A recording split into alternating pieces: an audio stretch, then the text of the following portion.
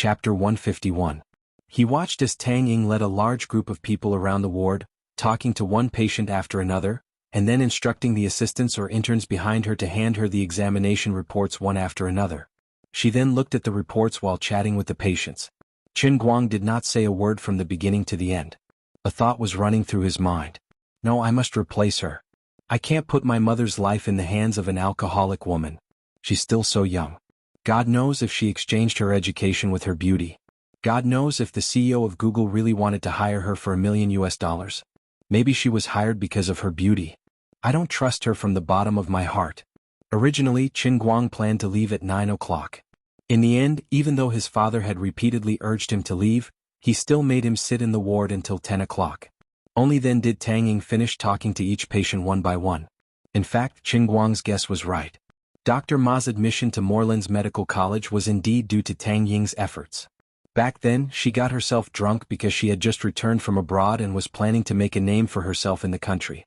However, she was ostracized by a group of senior doctors in Wujing City Hospital. She stayed in the hospital for a whole 2 months, but she was not assigned to see patients even once, nor was she assigned to the inpatient department. Instead, she was ordered around by a group of senior doctors all day long, just like those interns who had just graduated in the country.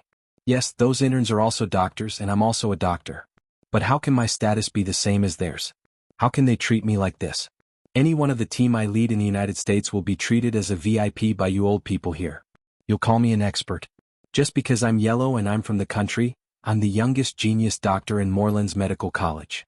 But when I come back to the country, I have to be suppressed by your qualifications. I'm not convinced. I've had enough of this feeling of seniority. So that day, Tang Ying directly flipped the table during the meeting. She was in an extremely bad mood and for the first time she got herself drunk. She was lucky that she didn't fall into Qin Guang's hands. If someone else flipped the table in public like this, they might not be able to stay in the hospital anymore. Fortunately, she was Tang Ying. Then Tang Ying decided to fight for something and set her sights on the good old Dr. Ma in the hospital. Dr. Ma had been working in the hospital for more than 10 years. Perhaps it was because of his limited talent that he was not good at currying favor. He was still the most ordinary attending physician, and he was still far away from becoming an associate professor. This target was neither too high nor too low, which was just right. Therefore, Tang Ying personally went to look for her mentor in the United States and used her connections in the team to get Dr. Ma to join her. She was not trying to harm Dr. Ma. Anyone in the hospital who wanted to improve their academic level would not let go of the opportunity to further their studies in Morelands. It was hard to say how much they could learn, but it was a once-in-a-lifetime opportunity. After getting such a great benefit from Tang Ying, Dr. Ma also braced himself and forcefully transferred all the patients under his name to Tang Ying under quite a lot of pressure. That was why the current scene happened. Sure enough, when she left the ward and returned to the doctor's office, Qin Guang immediately followed her. He stood in front of her and looked at her knowingly. "Hello, Dr. Tang. I want to talk to you." As expected, when she left the ward and returned to the doctor's office, Qin Guang immediately followed her. He stood in front of her and looked at her knowingly. "Hello, Dr. Tang. I want to talk to you." Sure enough, when she left the ward and returned to the doctor's office, Qin Guang immediately followed her. He stood directly in front of her and looked at her with a tacit understanding. "Hello, Dr. Tang. I want to talk to you." Tang Ying stood up.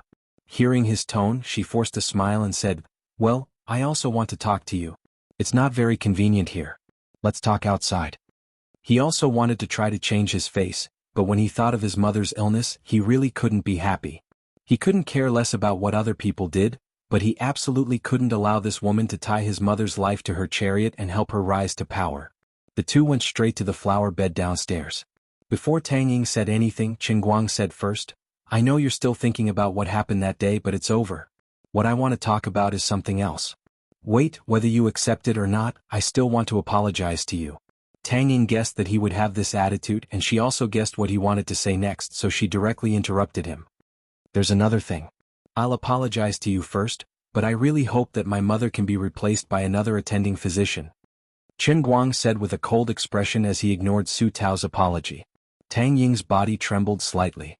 Even though she had already guessed that he would make this request, when he really said it, Tang Ying still felt very uncomfortable, but more than that, she was angry.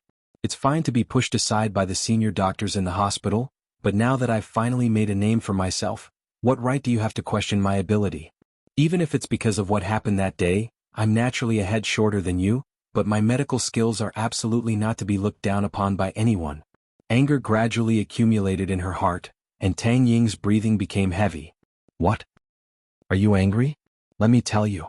I'm even angrier. I don't care how you became that Dr. Morelands, and I don't care how you convinced Dr. Ma to transfer my mother's patients to you, it's not important to me. I just want to change my mother's attending physician. Tang Ying was angry, but Qin Guang was even angrier than her. Tang Ying clenched her fists tightly. She wanted to punch Qin Guang in the face, but she still held back because she owed him. But she didn't want to compromise. I don't agree. I know your mother's condition very well. In the entire Wujing city, there is no doctor more suitable than me. It seems that if I don't give you face, you really won't give up, right? That's my mother's life. How dare I put my mother's life in the hands of an alcoholic woman like you? God knows if you'll get drunk one day and randomly prescribe medicine for my mother? God knows if you'll leave a pair of scissors in my mother's stomach during the operation. I don't care about anything else. That day when you mistook me for a pervert, I can also understand. Any woman would have the same thoughts as you at that time. But for today's matter, I will not take a single step back. Qin, don't go too far. Even if I really feel guilty because of that. Tang Ying spoke loudly. She opened her hands and leaned her neck forward, venting her anger to her heart's content. If you really feel guilty, then do me a big favor and change my mother to Professor Lu. Just take it as I'm begging you. Do a good deed and return this little favor to me, okay? Qin Guang once again interrupted her. Chapter 152. Tang Ying was dumbfounded. She realized that there was no way she could convince this boy who was as violent as a lion, because she couldn't refute Qin Guang's words. I know I'm asking for too much. Professor Lu is a famous doctor. Our deputy mayor's illness was the same as my mother's, and he was the one who cured him. We wanted to see Professor Lu before, but he didn't accept us. Later we met Dr. Ma. Fortunately, he was also very responsible. But this time I really can't trust you. As he spoke, Qin Guang gnashed his teeth with tears welling up in his eyes. But he forced himself to hold on. Even if you're angry, I understand. I'm only begging you to help me with this matter. You and Professor Lu are colleagues, right? If you help me put in a good word for me, this might work out. If I can get Professor Lu's help, my mother's condition will be better. It doesn't matter if Professor Lu's fee is higher, I have money. I can make money. A lot of money. I don't lack money. Qin Guang thought of the Patek Philippe watch that was temporarily in Jiang Ye's hands, and he felt a sense of relief. Tang Ying stared at him for a long time, and her face gradually dimmed. She silently turned her head to the side. Okay, I'll help you. This little boy, he didn't even study, and now he's standing in front of me and saying he's rich. Fine, I admit defeat today. Qin Guang was overjoyed. He had been looking forward to this moment ever since he met this woman. Professor Lu was the chief expert in the nephrology department of Wujing City Hospital. His medical skills were well known, but ordinary patients couldn't come into contact with him for a long time. Asking Tang Ying for help was a desperate attempt. Of course, even if he couldn't get Professor Lu, Qin Guang would still find another doctor. But I won't completely quit your mother's treatment group. I will be Professor Lu's assistant. Tang Ying said again. By now, Qin Guang was already in ecstasy and he didn't care so much. Thank you so much. Shall we go talk to the chief about this? Don't worry, I, Tang Ying, have always been a man of my word. This kind of thing the patient's family members can't convince the director.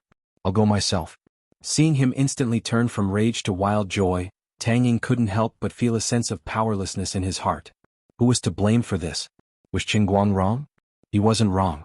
After that kind of mishap happened between them, it was reasonable for him to completely lose confidence in this overly young returning professor. Was he wrong again? Of course, even though Tang Ying wasn't arrogant, she was sure that she wasn't any worse than Professor Lu. In fact, she was even better at modern treatment concepts. Now that things have come to this, it can only be fate making a fool out of me. Who told me to get drunk just once in my life and fall into his hands? So I brought this upon myself. This time, I'm going to make a fool of myself. If someone else asked Professor Lu to take on another patient, they would most likely be rejected.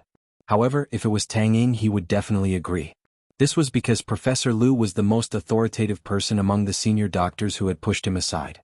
However, Professor Lu helped his patient find Professor Lu, and the patient even wanted to replace Professor Lu, but Professor Lu agreed. This was probably what Professor Lu wanted. This meant that he, the arrogant professor who had just returned from abroad, had lowered his head to him. Tang Ying let out another sigh. What a sin in life. Qin Guang was in a great mood. Seeing that Tang Ying didn't look like she was going to regret her decision, he felt like this was a blessing in disguise. If it weren't for Dr. Ma and Tang Ying, there was no way he would be able to get into Professor Lu's patients. Even if you're such an amazing returning doctor, I still only trust Professor Lu. Dr. Tang, I was a little too emotional just now. How about I treat you to supper as an apology? Qin Guang slightly turned his head and secretly wiped the tears from his eyes. He then turned his head back and smiled. Tang Ying felt like she lost to him. You're a man, you change your attitude faster than flipping a book. She angrily stared at Qin Guang and said, Don't act like you're the one who took advantage of me. I'm on duty right now, I can't be bothered with you.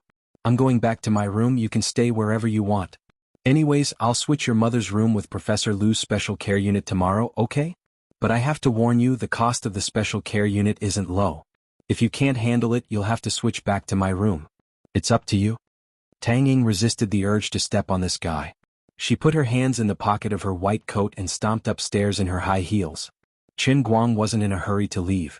Instead, he excitedly rushed upstairs. He ran faster than Tang Ying. He went back to his room and told his parents that he would be switching to Professor Lu's room tomorrow. Even though Qin Guoli and Feng Rong felt like there was something fishy going on, they were overjoyed. Professor Lu was an evergreen doctor, so they were overjoyed. The next day, when Qin Guang came back to the hospital, his mother had already been switched to a special care unit. Tang Ying and Professor Lu were in the room, asking about his mother's well-being. When Qin Guang looked at Tang Ying again, he felt like she was pleasing to the eye from every angle. What if she got drunk and vomited all over his car? What if this woman got a PhD because of her beauty? What if she forced Dr. Ma to take over his position? None of this was important. If she really got Professor Lu here, then everything would be fine. In the afternoon, the test reports came out one after another. Qin Guang ran up and down with a thick stack of test reports in his hand. He stood outside Professor Lu's office and suddenly became nervous. He came alone and didn't tell his father that he had all the reports. He pushed the door open and heard Professor Lu scolding Tang Ying. Xiaotang, I know you young people are impulsive, but everything has to be done step by step.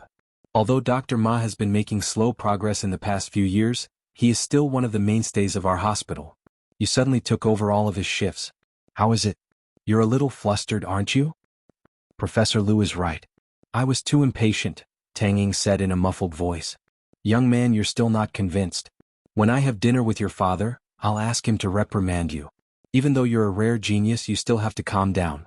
The hospital isn't like your school, and it's definitely not like your home. You can't do whatever you want. This time you took over all of Dr. Ma's patients. A lot of people are complaining, and I'm the one who helped you out. Don't look at me lecturing you like everyone else as if I'm purposely making things difficult for you. I'm doing this for your own good. Got it, Professor Lu. If there's nothing else, I'll leave first. The patient's test reports are coming out soon. I have to wait. Tang Ying turned around and her face immediately fell. She rolled her eyes and wrinkled her nostrils. She was full of displeasure. When she turned around, Qin Guang saw her strange expression. Chapter 153. Tang Ying was pissed when she saw Qin Guang. It's all your fault. Otherwise, why would I come here to teach him a lesson? When she walked past him, she rolled her eyes at him. Qin Guang was reading the report in his hand. He was not in the mood to argue with her because there were too many plus signs in this thick pile of reports. Although there were still some reports that would take a few more days to come out, based on what they had so far, they could already see some signs. The situation is not good? Professor Lu's office was not as crowded as an ordinary doctor's office. There were only him and an assistant. After all, Professor Lu was usually only responsible for a few patients. Qin Guang looked at Professor Lu quietly. Professor Lu was carefully reading the test report line by line. Qin Guang tried to see the change in his expression but failed. This old man had been immersed in medicine for many years. He did not show his emotions in front of patients or their families. After Professor Lu finished reading, he looked up and asked, "Young man, which family member of the patient are you?" Qin Guang quickly answered, "I'm Feng Rong's son. My name is Qin Guang." "Oh, hello, Qin Guang. Here's the thing. I've read these reports, but there are still a few that haven't come out yet. I'll read them later. Let's do the analysis first," Professor Lu said calmly. Qin Guang could not help but ask, "Professor Lu, has my mother's condition worsened?" Professor Lu paused for a second and seemed to hesitate. He looked at Qin Guang's worried eyes and said, "Young man, I'll give you a heads up. But don't let the patient know. If possible, arrange a kidney transplant as soon as possible." Qin Guang felt his body go soft. Oh, how could this be? Puss Corporation's special medicine has never stopped. So many people say that the medicine is very effective. Why can't it work on my mother? Professor Lu's face was still calm. He smiled and patted Qin Guang's arm as he said, "Everyone's physique is different. Even the best medicine doesn't have a fixed effect. Young man, don't get too excited. Although the situation isn't ideal, it's not that bad either. It never hurts to prepare early." Professor Lu, even though that's the case, the transplant matching information has already been submitted. If I could, I would have done it a long time ago. It's my own transplant match that failed. Otherwise, I would have donated my kidney. Although Professor Lu said it calmly, Qin Guang was not at ease. Professor Lu rubbed his forehead and patted Qin Guang's shoulder. He said, "If I knew you were this impatient, I wouldn't have told you this. I'm asking you to prepare early because I hope that once a suitable kidney source is found, your family will be able to afford the corresponding expenses immediately. Don't let any accidents happen because of the cost. Don't let you worry for nothing, understand?" Qin Guang walked out of Professor Lu's office in a daze. He thought about it carefully and realized that he didn't say anything. He was just scaring himself. As for the financial problem that Professor Lu mentioned, Qin Guang had the Patek Philippe in his heart, so he wasn't too worried. After walking a few steps, he happened to see Tang Ying walking out of his mother's ward. She was holding the lab report in her hand. Qin Guang was a little tempted. He wanted to go find Tang Ying, but he felt awkward. After Tang Ying went back to her office, he made up his mind. No matter how good her medical skills were, no matter how much he offended her, he had to put everything aside in front of his mother's condition. Qin Guang mustered up his courage and stood in front of Tang Ying. Tang Ying looked at this young man's awkward expression and remembered how domineering he was last night. She felt proud of herself. No matter how talented she was still young. "What, you don't trust my medical skills? Why did you put the report in front of me again?" Seeing that there was no one else in the office, Tang Ying whispered to Qin Guang in a voice that only Qin Guang could hear. Qin Guang's hand shrank back, and he almost wanted to take the report and leave. However, Tang Ying snatched it from him and said, all right. Let's forget about the past. You saw what happened today. I embarrassed myself in front of Mr. Lu for helping you. But I'm your mother's deputy chief physician. This is my job." Tang Ying looked at the report as she spoke. As she looked at it, her face became a little gloomy. Under normal circumstances, she could barely hide her emotions in front of the patient's family. However, too many things had happened between her and Qin Guang. They couldn't be considered friends, but they were too close to be enemies. Their relationship was very complicated. "Is there a problem?" Qin Guang's heart tightened again. Tang Ying didn't answer him. Instead, she looked at the report again before she finally said, "After the dialysis, don't leave the hospital yet. I hope we can find a suitable kidney as soon as possible." Qin Guang's face turned pale in an instant. How could it be? Tang Ying looked around before she said again, "Don't be too nervous. The situation isn't at its worst yet. It's only because of you that I'm telling you the truth so early. Anyway, just wait patiently. Don't let it slip in front of the patient." Qin Guang couldn't remember how he got back to his mother's ward, nor did he know what he talked about with his parents with a smile on his face. His memory of the previous hour seemed to have gone blank. When his father asked him about the report, he only said that it wasn't out yet. At that moment, he was sitting alone on the rooftop of the hospital building. He looked up at the sky and suddenly took out the heavenly holy grail from his bag. He shook it with all his might and shouted, "Lioli! Lioli! Come out right now." In fact, Qin Guang should have thought of this a long time ago. Unfortunately, the time he had to communicate with Lioli was too short. After entering the world in the cup, everything seemed so rushed. This woman especially liked to talk with her fists, so it was seriously difficult to communicate. Now that things had become serious, Qin Guang couldn't hold back anymore. At that moment, Lioli was watching Hikari happily. How could she be in the mood to pay attention to Qin Guang? She was about to pretend that she was offline when she suddenly sensed that Qin Guang's mind was in a very abnormal state. She was afraid that something would really happen if he held back, so she quickly appeared in his mind. As soon as Lioli, who was shrouded in white mist, appeared, Qin Guang shouted in his mind, "Lioli, help me. Save my mom." Qin Guang had never used this tone to beg anyone. She had never acted like this since she got along with Lioli. She was stunned and realized one thing. It seemed that she cared too little about this savior? So much so that she didn't notice such an important thing around him. Chapter 154. I already know about your mother's situation. You're the God Emperor, you must have a way, right? I'm sorry. I can't do it, at least I can't do anything now. Qin Guang was stunned. Why? Aren't you some incredible God Emperor from the endless God realm? You can't even cure someone's illness? Then what kind of God Emperor are you? What use do I have for you in this heavenly sage grail? Liuli sighed faintly. If I wasn't trapped in the heavenly sage grail, let alone cure someone, I could even create an immortal body for your family. But I really can't do it now, the heavenly sage grail's level is too low, my divine power is too weak, whether it's hypnotizing you or controlling Wu Tong's emotions, I've already consumed a lot of my divine power, the effects can't last long. Asking me to cure your mother sounds simple, but it's equivalent to me creating a new body, it's not something the heavenly sage grail can support. Then you mean that as long as the heavenly sage grail is upgraded I can cure someone? Then quickly give me the world in the cup. How many levels do I have to upgrade to? Say it. No matter how dangerous it is, I'll do it. Qin Guang gritted his teeth, clenched his fists, and roared at the heavenly sage grail while shouting in his heart. No way, it's impossible. Creating a new body is equivalent to creating a living being, it requires at least the 5th level of the heavenly sage grail, the heavenly solar grail to barely support it, it's much more difficult than your modern medical methods. Besides, to upgrade the heavenly sage grail, you have to complete the test step by step. How can this be? Aren't you a god? Aren't the so-called gods able to destroy the world with a breath? Qin Guang, you should know, right? Creation is much more difficult than destruction. Didn't I already say my divine power is at this level? I really can't help you. Don't say that nonsense. Let's upgrade. Quickly upgrade. Are you stupid? Didn't I just say the test of the 3,000 worlds can only be done step by step? Every time I prepare the world in the cup for you, you have to wait for the heavenly sage grail to recover its energy, it takes time. You can't rush this, I can't do anything. Pah. Qin Guang threw the heavenly holy grail onto the ground. Emperor of the Azure knew that he was angry at this time. She rolled her eyes and didn't want to argue with him, but changed the topic. But I have another idea about what you're talking about. I wonder if you're interested in listening? It's much easier than treating someone with my own hands, but the effect is about the same. Holy shit. There was a way. Why didn't you say so earlier? Qin Guang pounced on the Holy Grail like a hungry tiger.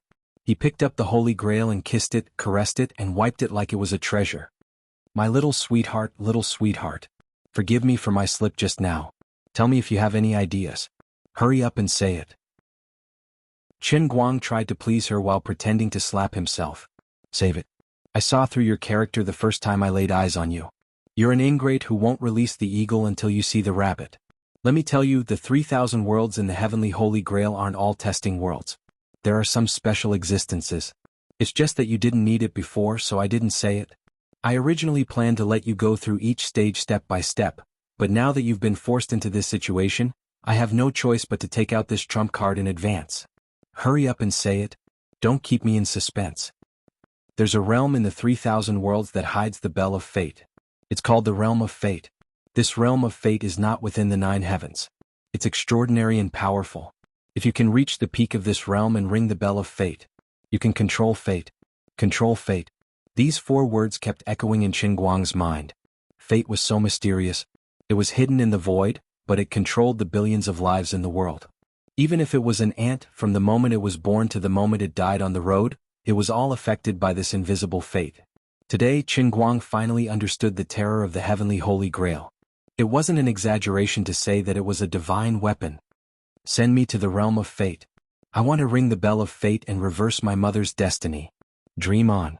With your current level, if you dare to force your way into the realm of life, I can guarantee that before your feet even touch the ground, you'll be dead without even a speck of dust left.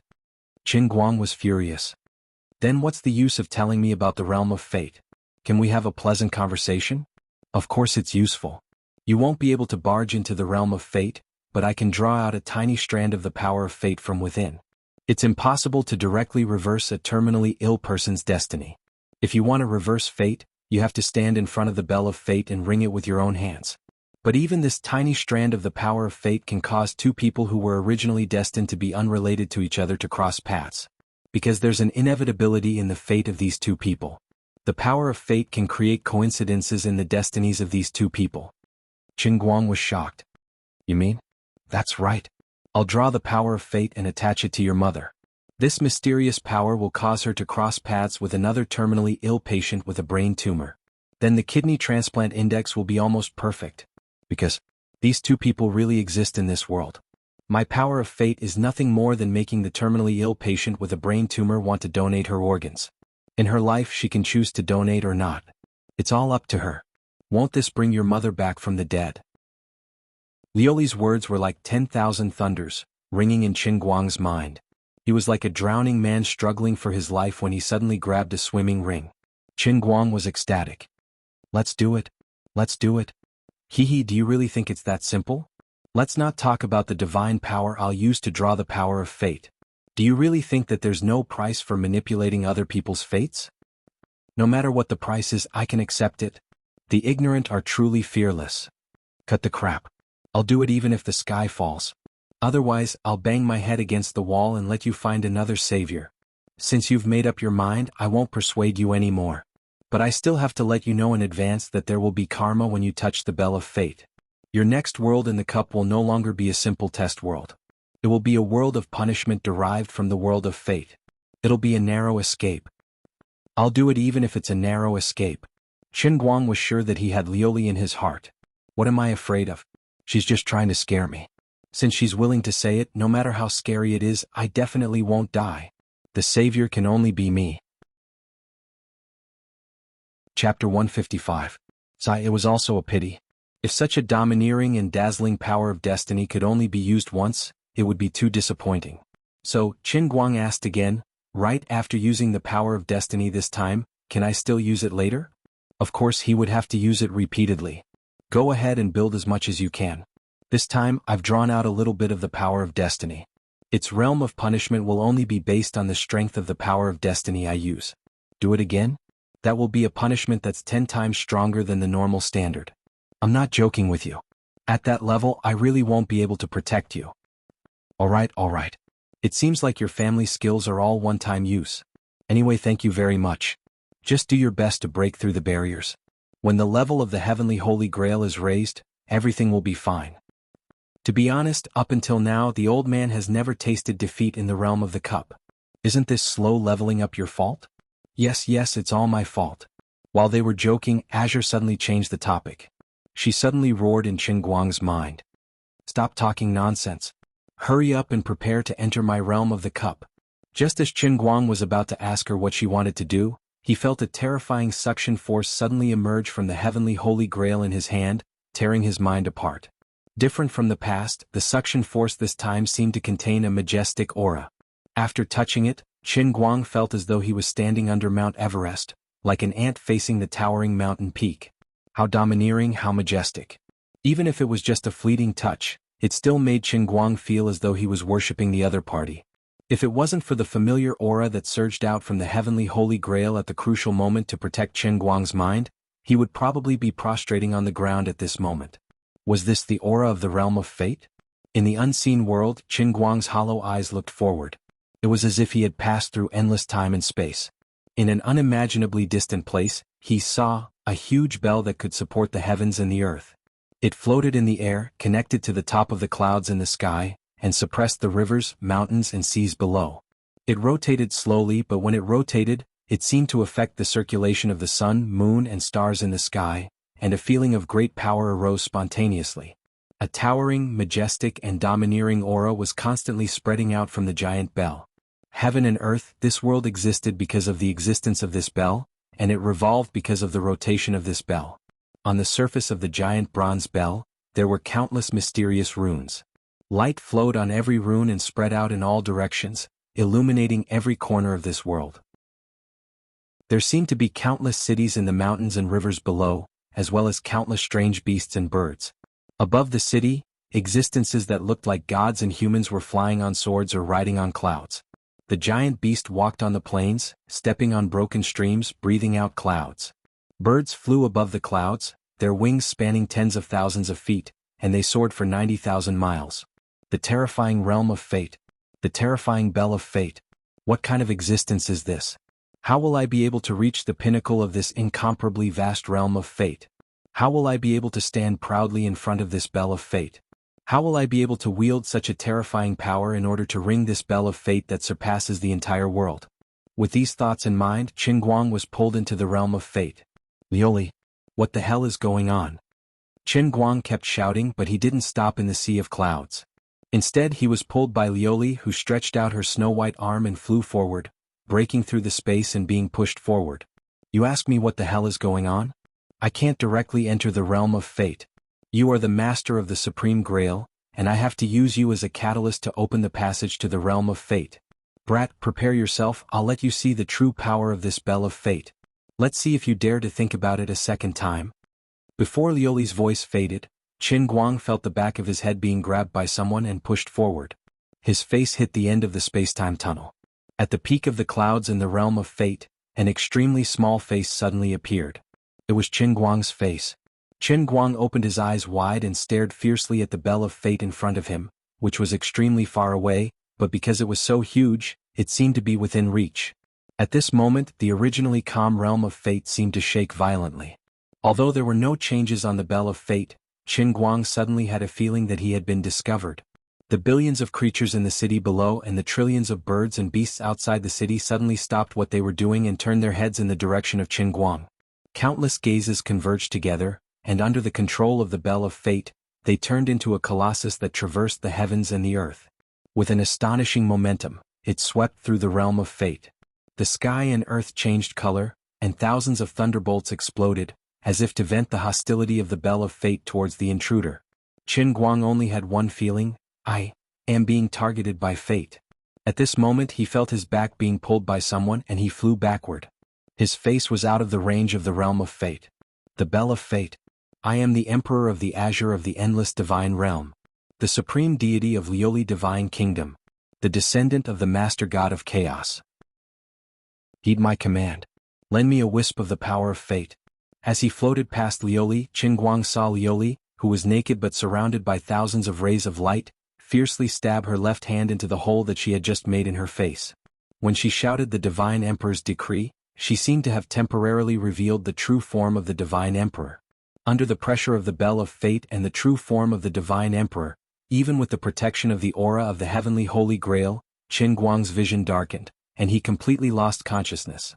Before he lost consciousness, there was a vague consciousness in his mind. This is too terrifying. Really too terrifying. When he faintly woke up, he was still standing on the rooftop, holding the Heavenly Holy Grail wrapped in a double-layered cup cover, and looking up at the bright moon and stars in the sky. It seemed that only a short moment had passed. But in the bottom of his heart, there was an inexplicable sense of silence. Slowly lowering his head, looking at the unremarkable cup in his hand, Qin Guang felt as if he had been in another world. It was just a glimpse, but it was as if he had seen a whole world that was completely beyond his imagination. But this was only one of the 3,000 worlds in the Heavenly Holy Grail.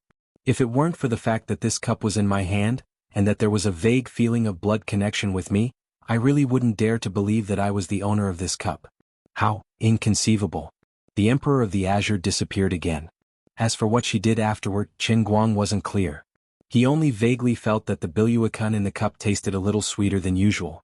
Oh, I seem to have accidentally seen something I shouldn't have? Liuli's small buttocks are white, and the shape is also very beautiful. Her waist is also very slender. Alas, it's a pity that I couldn't turn around in time to see her face. It's a great regret in my life. Little brat, I advise you to forget what you saw just now if you don't want to die. You tired me out, and not only do you not know how to thank me, you actually took advantage of me in your heart. Damn it. Liuli's slightly tired voice suddenly came from the bottom of his heart. Qin Guang's whole body quivered, and his heart that had just been hanging in suspense suddenly calmed down. It's fine as long as she's fine. Like I said, it's just a mere bell of fate. How could the Emperor of the Azure be so easily killed? She is the Divine Emperor. In short, thank you Liuli, it's really good to have you. Chapter 156. When he returned to the ward, he told his parents about Professor Lu's judgment and told them to wait patiently for the dialysis. When Qin Guang went out, his father came out as well. Xiao Guang, is the situation really that optimistic? Qin Guoli knew his son best. When he saw the joy on Qin Guang's face, there was no way he could contain himself. After a brief pondering, Qin Guang felt that he couldn't reveal this matter to his father, so he replied, "It's neither good nor bad. But I have no idea what's going on, but I feel that something good is about to happen. Perhaps the wish I made to the heavens last night is about to come true." Qin Guoli was stunned. He knew that his son didn't believe in ghosts and gods. He patted Qin Guang's shoulder and said, "It's been hard on you. I hope your good mood will bring you good luck." When it was evening, Qin Guang was carrying bags of food upstairs when he saw Tang Ying rushing out of the office. "Qin Guang!" Tang Ying shouted as soon as she saw him. Tang Ying's face was filled with joy. It was a smile that came from the bottom of her heart. Qin Guang could vaguely guess why she was happy. He thought to himself, putting aside all of her shortcomings, she's actually a good person. Well, isn't that obvious? As long as she's a normal person, putting aside all her shortcomings, she's a good person. Dr. Tang, what's the matter?"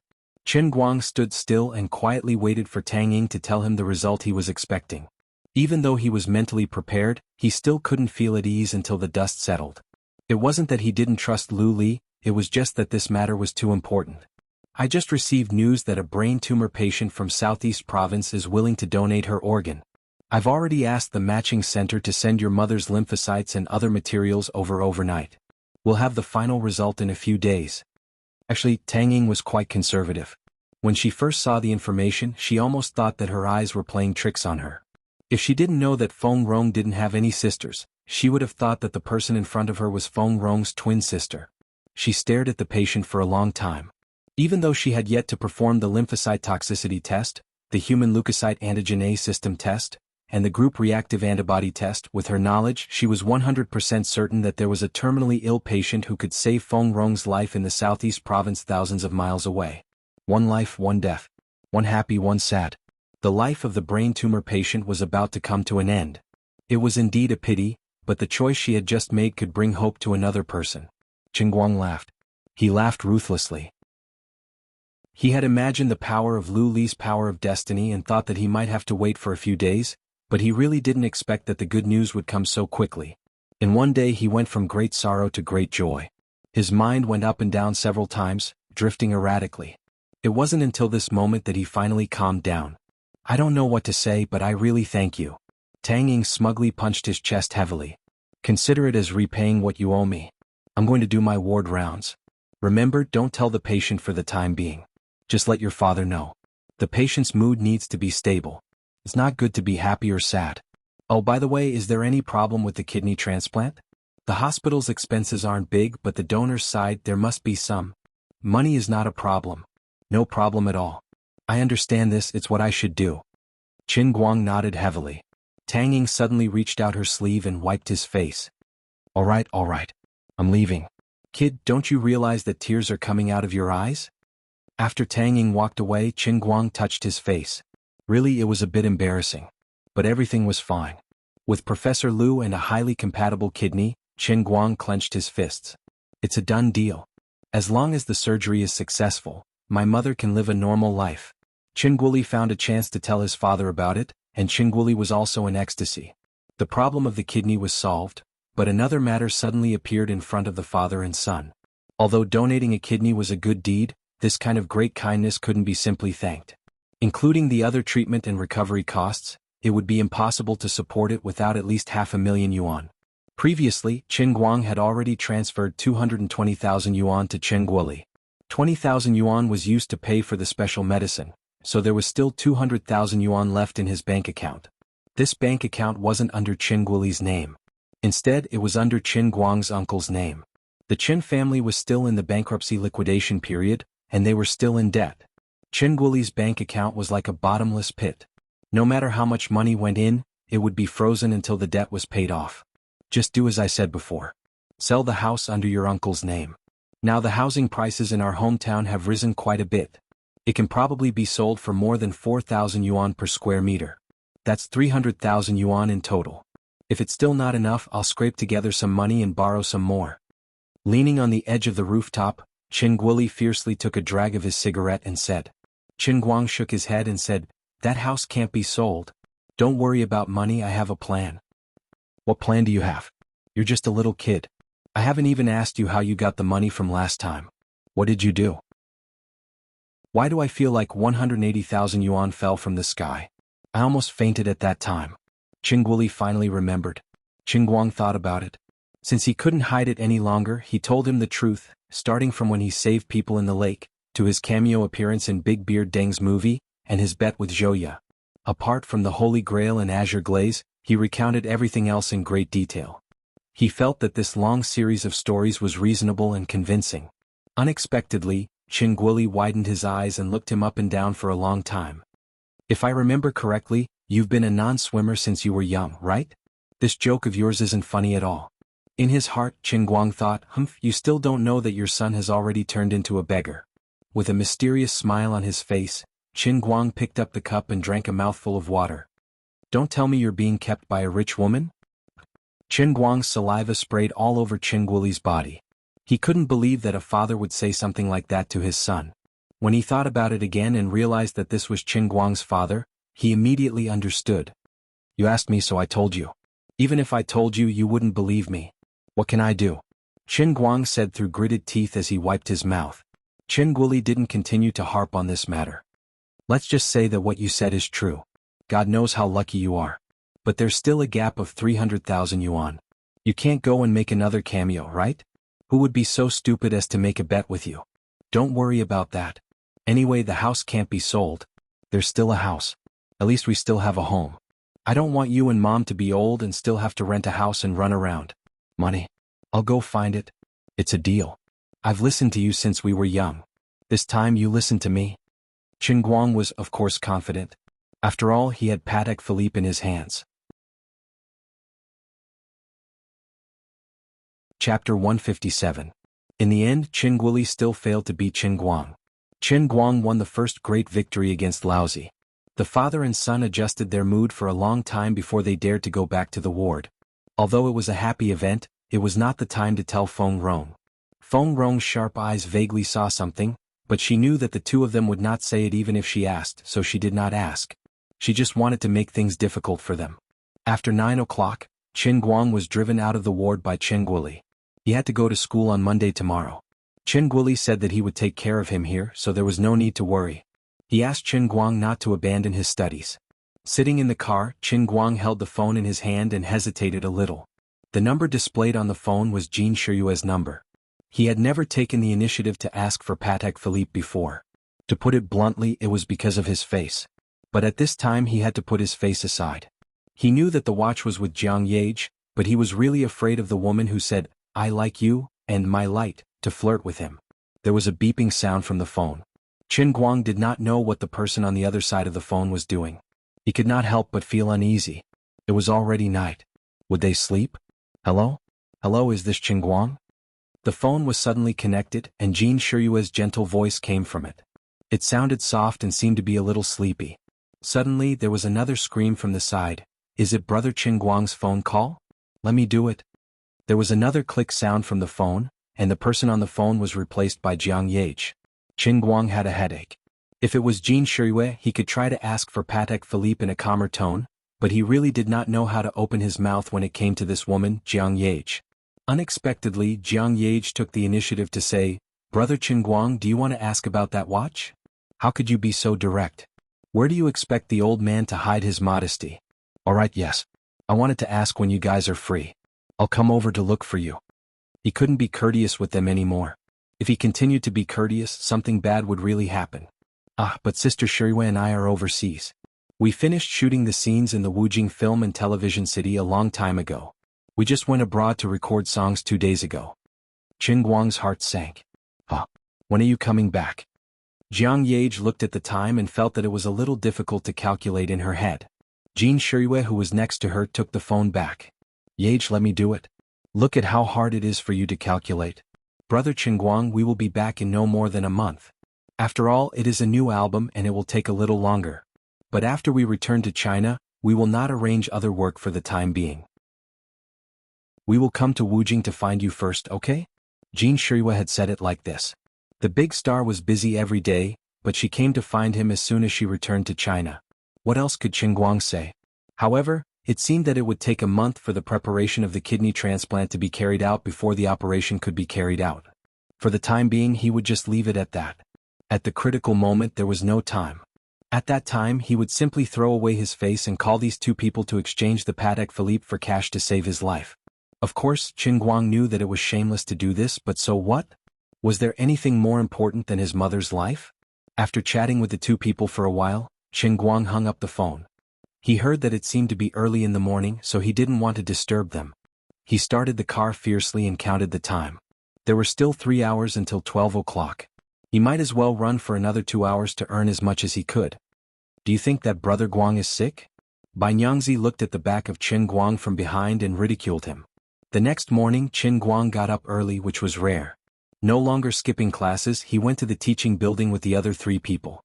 At this time the 4 of them were walking together on the way to school. Lin Jingwei nodded silently.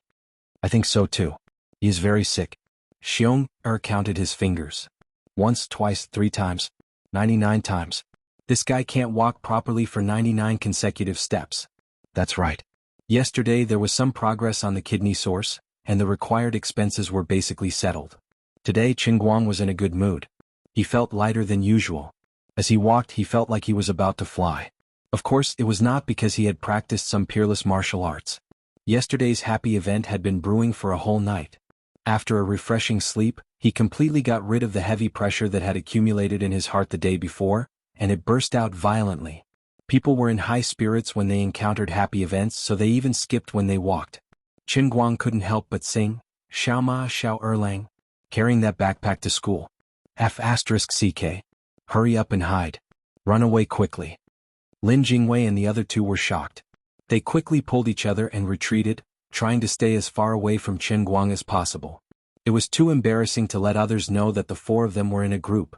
Gokyo University had a very long bridge between the dormitory area and the teaching building. It spanned across the Yuanming Lake, connecting the students' heaven and hell. People in Jianghu called it the Long Bridge, and the students called it the Bridge of Helplessness. It was a natural moat between the students' first class and sleeping in. Those who were interested in learning something during their 4 years in university hated the Long Bridge to the core because it was too King long. At this time on the Long Bridge, everyone was looking at the guy who sang the Little Erlang. How much stimulation did he have to go through to sing in public with that broken voice of his? Qin Guang was in a good mood, so he didn't care what others thought of him. He jumped up high again and landed hard on the ground. I'm so proud, so proud. Watch. He finally received his retribution. He stepped on a huge piece of banana peel. He didn't know which wicked person threw it at him. The reason why it was called huge was because the banana peel was too big. Whoever threw it was destined to be lonely and have no friends for the rest of his life. Then Qin Guang slipped after being hit by the banana peel, and his whole body flew to the side. Like a non-professional high jumper, he flew face down over the railing of the Long Bridge and plunged into the Yuanming Lake below. Finally he hit the water with a splash. From the beginning to the end, the plot had developed too quickly, so he didn't even have time to scream. Oh my god. He's going down. Bai Nyangzi was the first to scream and jump to the side. Xiong'er, the silly guy, laughed so hard that he couldn't stand up straight. Extreme joy turns to sorrow. This was his comeuppance. Lin Jingwei looked at the railing of the Long Bridge and remembered what Qin Guang had said to him many years ago. The railing of this long bridge is only half a person's height. Someone will fall down accidentally, right? Because of Qin Guang's words, Lin Jingwei had been deliberately walking in the middle of the Long Bridge for the past few years, and from time to time he hoped that someone would really fall down. After waiting for 3 years, this day had finally come. Qin Guang's words came true, and he cursed himself down. As for Qin Guang's safety, no one was worried. After all, everyone knew how powerful he was in the pool. Yuanming Lake was nothing to him. At this moment, Qin Guang had already jumped out of the water. He was holding onto his phone as he howled in pain, Mother ****. Damn it. My popcorn 4S. What a scam. There was no need to tell others about his miserable state, but those who heard it would be sad and those who saw it would cry. Worse things were happening on the other side. The number you have dialed is unavailable. Please try again later. Zhong Bai hung up the phone and looked at the group of expectant people behind him. He wondered, strange, why can't I get through to Racer God? Chapter 158. He excitedly carried his bag and sang to class, but he slipped back to the dormitory wet. The popcorn 4S was already a thing of the past, and the brand new textbook was finally soaked with old tear stains.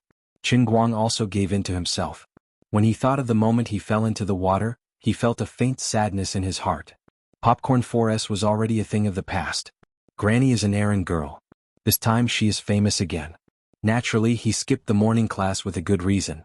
First, he turned on the computer and went to the Jingxi website to buy a new phone. Yo, Popcorn 6P? As a loyal fan of Popcorn, of course there were only 3 words. Buy. After buying the phone, Qin Guang used about 20 minutes to muster up his courage and open the school forum. As expected, his feet was already flooding the screen. Famous Joker sings Little Erlang falls bridge crying popcorn. A human tragedy caused by a banana peel. Strongly appeal to everyone not to litter everywhere. I know the one who fell into the water. His name is Qin Guang. *CK. I can tolerate anything else, but why did you directly expose my real name in this post? What kind of hatred? He clicked on it and saw that the ID of the poster was Swimming Master. *CK. Anyone with a normal brain would know who this guy was. Who else could it be other than Dong Tao from the architecture department next door? Not only did this scumbag expose his real name, but he also clearly stated his age, school, and department. That wasn't the end of it.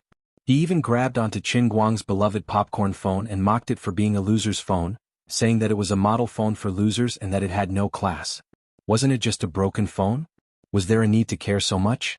Many people replied that the Swimming Master's mouth was too poisonous, that the Popcorn phone was friendly and easy to use, and that the love maniacs felt superior and so on. But there were still some people who thought the same as Dong Tao and looked down on his phone. That was not all. It seemed that someone had switched to a smurf account and started to dig up Qin Guang's dark history, without saying a word. He had been defeated 5 times in a row, got into fights, skipped classes for food and so on. In short, it was as dark as it could be. It was purely portraying Qin Guang as someone who committed all sorts of crimes. Needless to say, this must be that scum Dong Tao's smurf account. Qin Guang was infuriated when he saw this. He had taught Pan Jiang a lesson. Did he think that he would be safe in the academy's student group? Dong Tao, did he come out to look for trouble? Didn't I squash you like an ant during the sports day? But when I decided not to withdraw from the competition and handed over the championship to you, you still jumped up and bit me like a mad dog. Do you really think that I, Qin Guang, am a pushover that you can pinch at will? Do you really think I don't dare to teach you a lesson? Immediately, Qin Guang packed up and was about to head downstairs to beat someone up. When he knocked on the door of Dong Tao's dormitory, it was empty. It seemed that this brat was outside using his phone to surf the internet. You're really dedicated. You're so energetic in typing and hating me on your phone. Don't you feel tired? Going downstairs, he looked left and right. The way the people around him looked at him didn't seem right. Of course, this was just a psychological effect. The school forum only had so much influence. Perhaps less than 1 in 10 people really liked to browse the forum. But since his mind was preoccupied, he subconsciously felt that there was something wrong with the way other people looked at him. It seemed that he couldn't stay in school today. Qin Guang slipped away and went to the internet cafe, planning to take advantage of this opportunity to practice hard in preparation for taking revenge on Jiang Luhua in the future. At the same time, he could avoid the school's limelight. In the end, he encountered another strange thing in the internet cafe. That ID called Jiang Luhua actually appeared again. Damn, he's like a shadow haunting me like a vengeful spirit. Although Qin Guang's level was extremely high, he had been stuck at 3,000 points in the past. After his rise, he had been playing duo with Wenwen, so now he was still at 3,000 points. Meeting Jiang Luxiao again in this section was a great surprise to him. Why did it feel like the other party had a special ability? No matter which section he played, this guy would appear in. Are you trying to fight me? Another owner of a cheat. Come. Fight to my heart's content. Fight. After fighting to my heart's content, I kneeled in a mess. I threw the mouse away. I can't play this broken game anymore. I've lost. I'll leave the Dota 2 domain to you, the owner of the second Goldfinger. How could Qin Guang know that Emperor of the Azure was stomping her feet in anger in the World in Cup? She had been watching the manga just now when Qin Guang had fallen into the water. She had only watched half of it and had been enjoying herself when she had disconnected. The most hateful thing was that she couldn't connect again. So when Qin Guang entered the internet cafe again, it was purely suicidal. He had been targeted by Liuli's Jiang Luhua to vent his anger. After Qin Guang's continuous practice while he slept, Liuli's level had improved by leaps and bounds. She had been strong to begin with, but now she was so strong that it was completely unreasonable. When gods played games, mortals suffered. In the short period of time that Qin Guang hadn't paid attention to the gaming circle, The ID Lioli had already made a name for herself on the internet. She was even more dazzling and domineering than when Qin Guang himself had appeared out of nowhere. She could already be called an invincible master. Meet God, kill God, meet Buddha, destroy Buddha. Hey, don't go. Lioli had a good time, but Qin Guang didn't hesitate to get up and leave. Today wasn't a good day, so he might as well go back to his dorm and sleep. Some words really couldn't be kept in his heart, because once he broke through that gate in his heart, bad luck would follow him like gangrene, and he couldn't get rid of it even if he wanted to. It even made Qin Guang start to suspect whether Lioli had used the power of fate yesterday and, apart from saving his mother's life, brought him small misfortunes one after another. He hadn't even reached the school gate, and he had already run into a ghost. When Qin Guang walked, he was a little too close to the side. An Audi A4L first came out of the school gate, then made a right turn. Then it suddenly ran to his right and slammed on the brakes. That wasn't all. It seemed to have rained last night, and it just so happened that there was a small puddle of water at the side of the A4L. The gray bastard ran over fiercely, and the puddle of water immediately splashed up. No matter how agile Qin Guang was, he couldn't withstand this sudden sneak attack, and half of his body was soaked in the muddy water. Old Master Guang wasn't a good-tempered person to begin with, so he was immediately enraged. That A4L was in no hurry to leave after doing something bad, and it stopped by the side of the road just like that. Qin Guang frowned. Could it be that this bastard was planning to get out of the car and apologize? One shouldn't hit a smiling person, so there was no way he could happily slap him.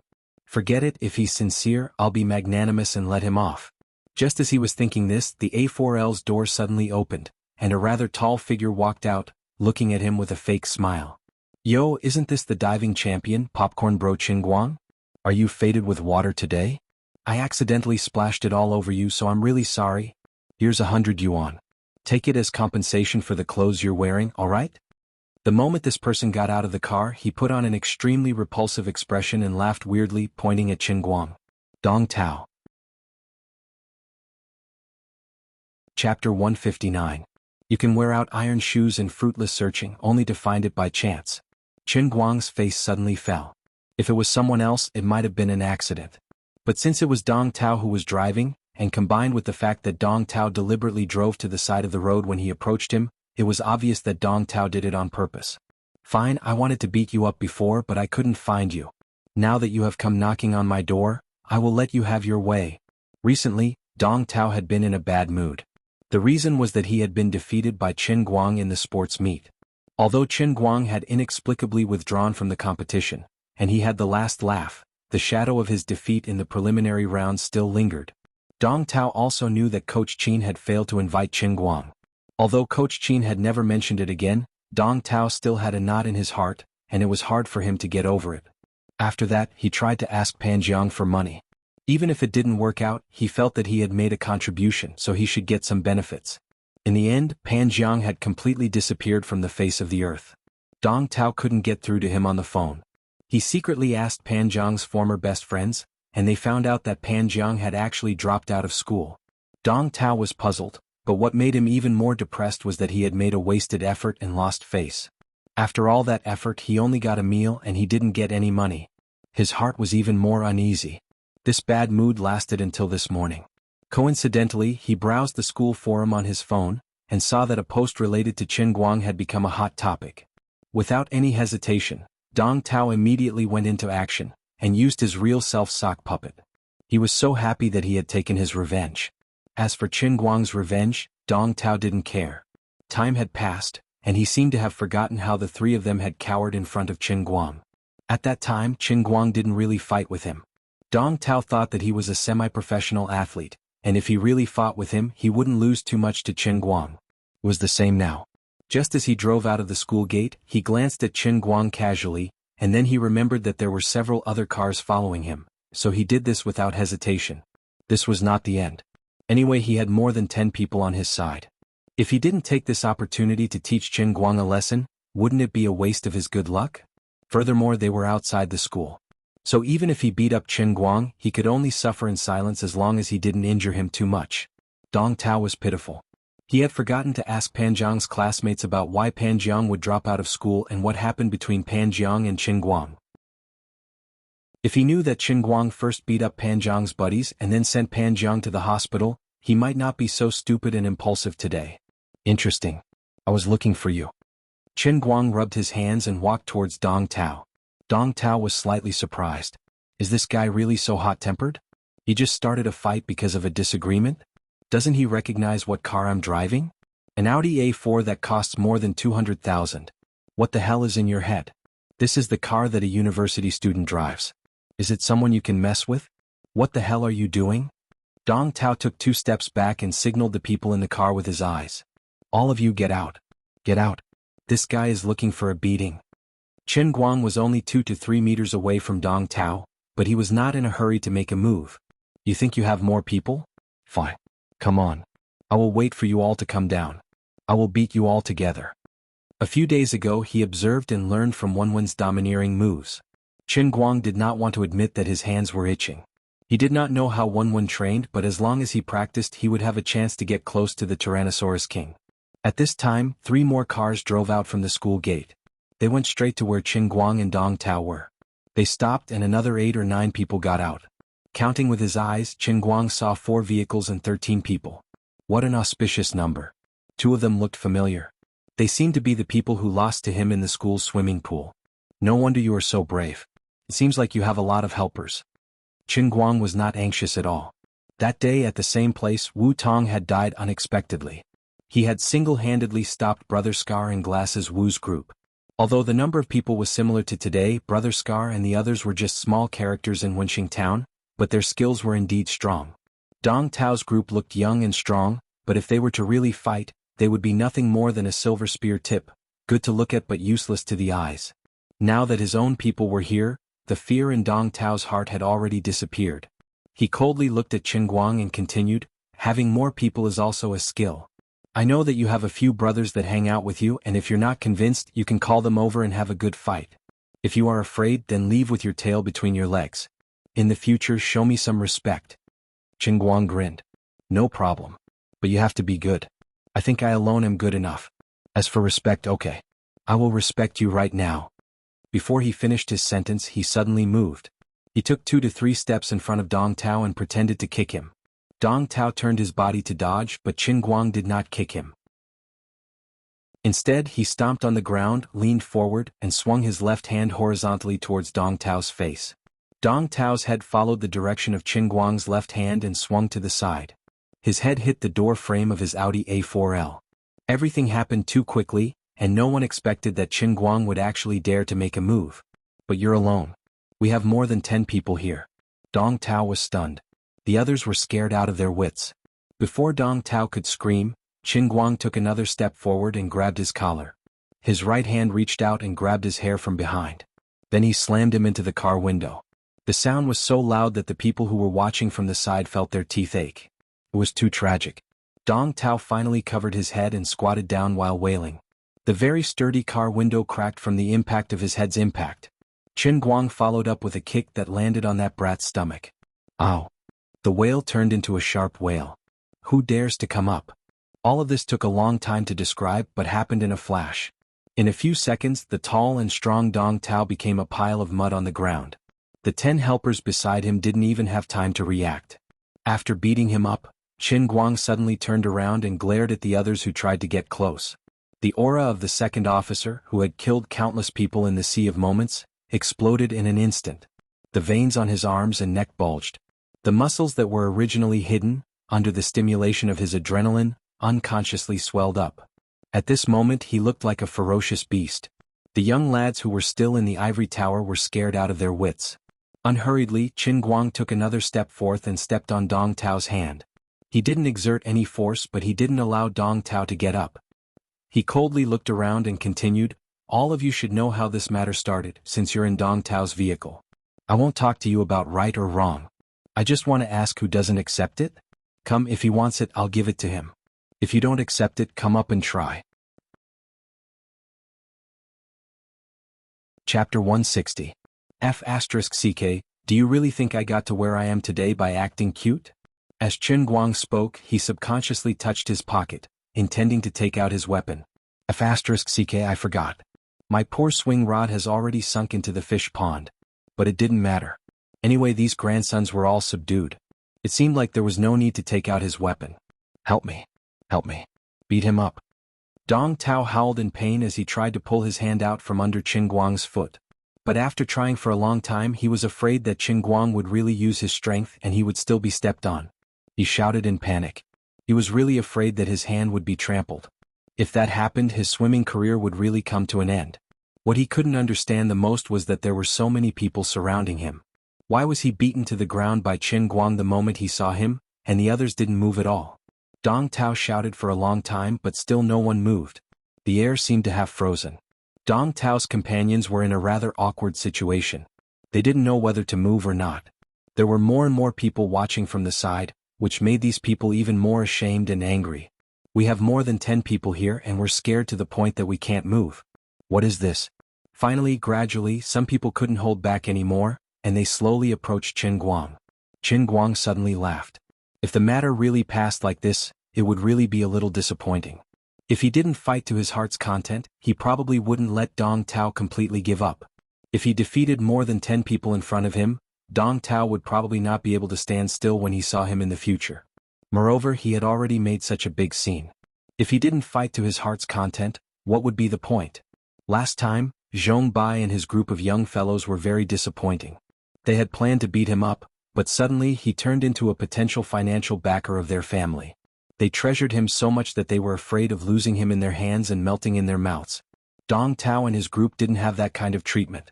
It was a good time to have fun. Of course, I wasn't so domineering in the past. Who asked me to be different now? I'm the second officer of the An Royal. Just as the first person was about to approach Qin Guang and he was about to take the initiative to attack, a sudden change occurred. From the corner of the street came the rumbling sound of an engine. The voice came from afar and approached abruptly. It was like a tidal wave, one wave after another. The rolling sound pressure was deafening, and many people covered their ears in discomfort. A supercar. And it wasn't just one. From the sound of it, there were at least 10 of them. The roar of the supercar's engine was too deafening.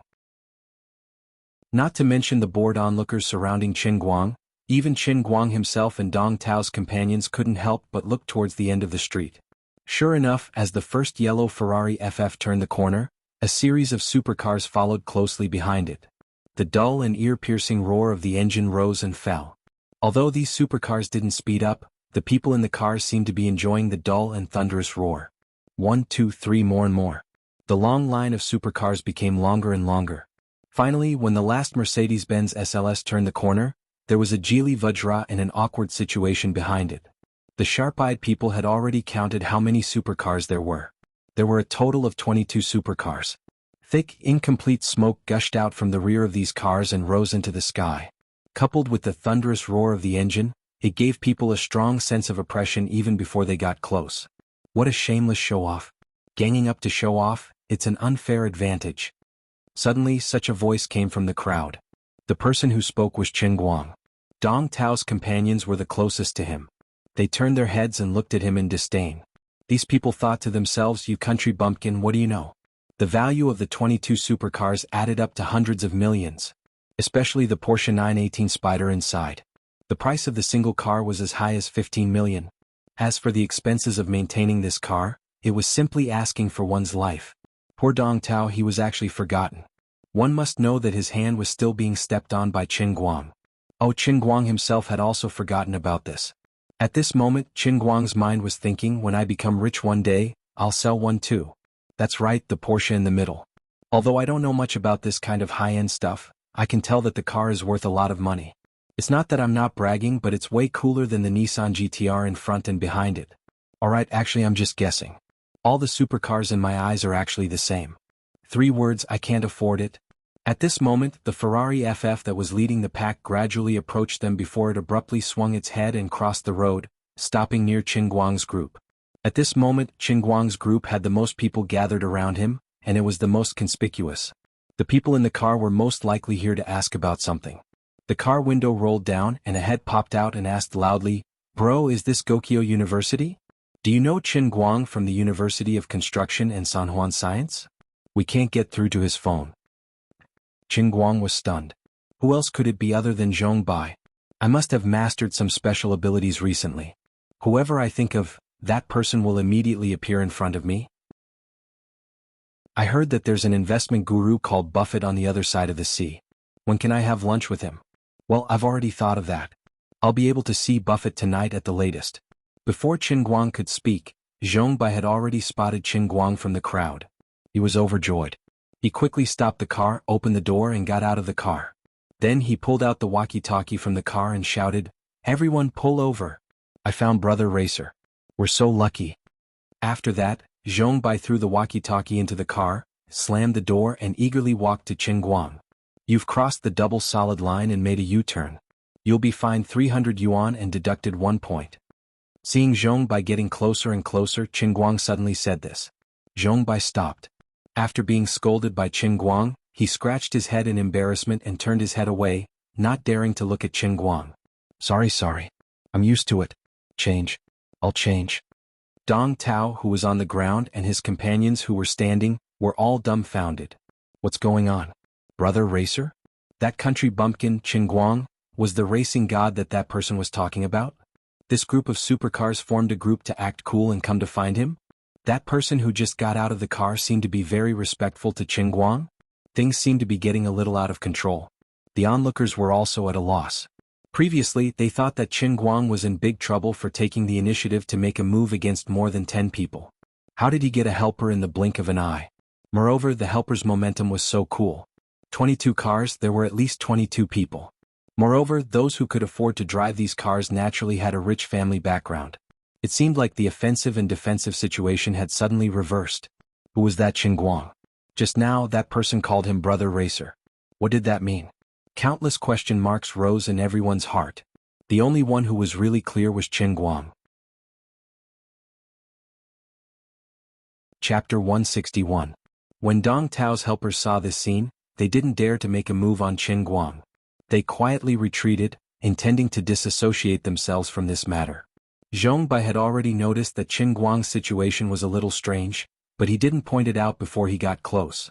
He stood next to Qin Guang and waited for the people in the other 21 cars behind him to rush out of their cars and approach one after another. Only then did he approach Qin Guang to talk. Qin Guang's eyes were very sharp. He had been secretly paying attention to the super valuable Porsche 918. The one who got out of the driver's seat was actually Lu Fei, the female pirate. The rich woman that I've been dreaming of. If I can get this girl, selling a wheel will be enough for me to eat for half a year. Brother Racing God, what are you talking about? I didn't hear it clearly. Zhong Bai's voice came from the side. Qin Guang rolled his eyes and accidentally said what he was thinking in his heart. Fortunately, it was noisy nearby and I didn't hear it clearly. Otherwise, my image as the racing god of this generation would be ruined before I even made a move. It's nothing.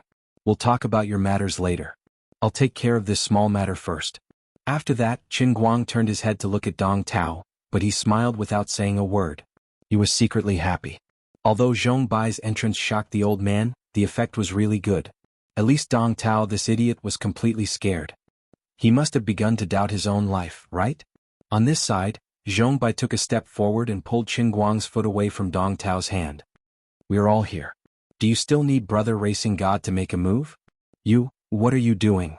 Dong Tao had already begun to slip into his car. The situation was not good. It was better to leave first.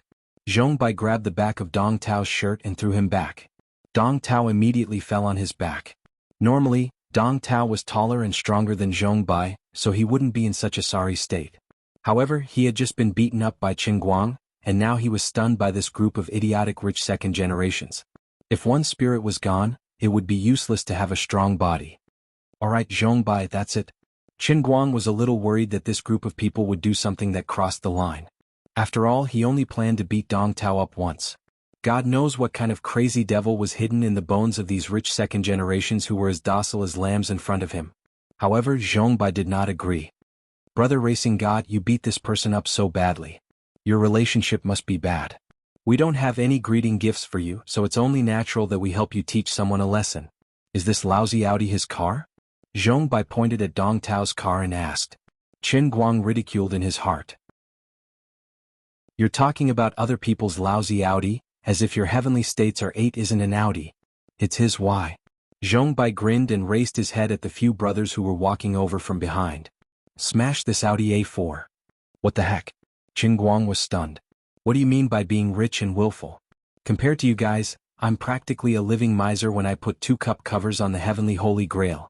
Under Dong Tao's dumbfounded gaze, under Zhong Bai and the rest's laughter, and under Qin Guang's pained gaze, this brand new A4L that Dong Tao regarded as his treasure was smashed all over the place. It couldn't be said to be completely scrapped, but looking at the completely deformed body, even using one's toes to count, one would know that if they wanted to completely repair it, it wouldn't be too far off from buying a new one. Looking at this pile of scrap metal, Dong Tao didn't even have the strength to cry. He sat on the ground like a madman, his hands trembling. He wanted to point at these rich second generations and shout something, but he didn't dare to. He was also unwilling. This matter can't be resolved. Qin Guang muttered in his heart. He secretly planned to run away as soon as possible. This has nothing to do with me. I don't have the money to pay for it. At this time, Zhong Bai took out a business card from his pocket and threw it at Dong Tao's face. We don't have any cash on us, but we're very busy today and don't have time to transfer money to you. This is my business card. If you want me to pay for it, follow the address on the business card to find me. I'll be waiting for you at any time. Zhong Bai wasn't done. Lu Fei, who had been standing on the side watching the show with her hands folded, also walked up and did the same. Some sharp-eyed people had already noticed that Lu Fei had gotten out of the Porsche 918. Needless to say, the 918's wheels could be exchanged for 2 Audi A4 LS. After Lu Fei threw the business card, the other 20 people did the same. The snowflake-like business card surrounded Dong Tao in a complete circle. It looked a bit like a magic circle to summon cute pets, and Dong Tao was the poor cute pet lying in the middle of the magic circle with a sad face. Qin Guang watched curiously. This group of people seemed to be very familiar with this routine. Obviously, this wasn't the first time they had done this. Brother Racing God, actually, we're not as bad as you think. Although the car was damaged, we still have to pay for it. It's nothing more than a way to vent our anger. If we handle it this way, we'll look good and he'll feel good. Things won't get out of hand and everyone will be happy. Of course, I reckon that he might not really dare to ask us for the money after seeing the business card. But that's his problem. We've done everything right. Sitting in the front passenger seat of Zhong Bai's car, Qin Guang listened to his explanation. His heart still ached.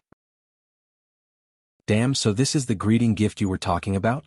A car that smashed a basket. Why don't you just give me the money? I don't care about my reputation, but I care more about the inside. Forget it. Things have already come to this. I can't possibly let Lioli use magic to change the Audi A4L back, right? Wait, if I remember correctly, didn't my little Rena also take a trip to the gates of hell? If I really stopped the car and provoked them verbally that day, I would either have to beat them up directly, or my little Rena would have turned into 80,000 yuan sitting in my card, right? Thinking about it this way, it was really a close call. Whether he beat them up or lost the car, his racing god training class would be dead in its infancy. Are your business cards really that useful? Why don't you show me one? Tossing aside the past, Qin Guang was curious. He also wanted to know what Zhong Bai's family did. Zhong Bai chuckled. Business cards are also props to show off. All of us always have one on us. Only Lu Fei is more pretentious. Her business card really only has her phone number and name printed on it. As he spoke, Zhong Bai held the steering wheel with one hand, took out a gold-stamped business card, and handed it to Qin Guang. Senior Director of Huangxiang Corporation? Your family's company? Zhong Bai nodded. Yes. Your father's creativity in naming the company. I'll give him 36 likes. Zhong Bai's face turned green. He had probably heard this kind of ridicule nearly 100 times in the past 2 years. He sighed. When my father started up the company, the word, xiang, didn't have this layer of meaning yet. Fate makes fools of people. Chapter 162. Alright, we have a tacit understanding. Go back and think of a way to persuade your father to change the company's name. Alright, can't you just call me if you need me for a class? Why did a bunch of people come to my school and stop at my school gate? Are you here to act cool for some fun? Qin Guang said angrily. He couldn't bring himself to be happy when he thought about how his $200,000 had flown away without him noticing. Zhong Bai felt even more wronged. I've been calling you for a long time, but I couldn't get through at all. We snuck over to try our luck. Since we had nothing better to do, we bumped into you at the school gate. Isn't that good luck? Couldn't get through? Qin Guang pinched his forehead. He couldn't even complain anymore. Heavenly States Popcorn 4S, you really died a terrible death. That wasn't the biggest blow. Qin Guang realized that he didn't have the special ability to call. Zhong Bai and the rest happened to come over only because he couldn't get through to his phone. "Oh right, where's your R8? Hasn't it been repaired? Is it a new one?" Qin Guang hurriedly tried to change the topic. Otherwise, his heart would hurt again. Zhong Bai sighed angrily. "The whole car is flooded, so what can I do? It was sent back to Germany and won't be back for a month or two. I can only drive this one out. Don't think that it's expensive, it's not as convenient as the R8. Give it to me if it's not convenient." Qin Guang rolled his eyes and thought in his heart. He couldn't be bothered to talk to this rich second generation anymore. He didn't want to be hurt by this grandson's extravagance again. The group of people came and left in a hurry. They smashed Dong Tao's heart and A4L into pieces at the school gate. The crowd at the school gate was also shocked. Dong Tao was heartbroken as he laid on his own car. The pain all over his body added together was not as much as the pain of a funeral. He was so angry that he could barely breathe. Then he pointed at his companions who had been watching the show from the beginning to the end and gnashed his teeth in hatred. He held it in for a long time and only managed to say, "Damn you! You onlookers! You're dead." From the moment he tried to attack Qin Guang by relying on his advantage in numbers, it was destined to be a huge mistake. Even if those people didn't come later, they still wouldn't be able to defeat Qin Guang, because his grandsons didn't dare to make a move. Then came these super runners who were even more unreasonable than him and wilder than Qin Guang. Not only did they smash the car because of a disagreement, they even threw their business cards at his face. They looked like they were saying, "If you want to pay up, come and find us." Was he really going to ask for compensation? Stop joking. Look at what is written on these business cards. A senior director of Huangxiang Corporation. Deputy General Manager of Dongguan Group. The assistant to the chairman of Parkson Tianhe Group. Take your head and ask for it. Well, losing a car worth more than 200,000 and being able to get so many high-end business cards, it seems like it's not entirely without benefits. But his family's small business couldn't compare to such a big haul. What could he do? Admit defeat. As for Qin Guang, Dong Tao was even more determined not to provoke him. He couldn't beat him. Fight with his background? Don't make trouble. All his family's wealth was not as good as the Porsche 918 in the middle of the group of cars.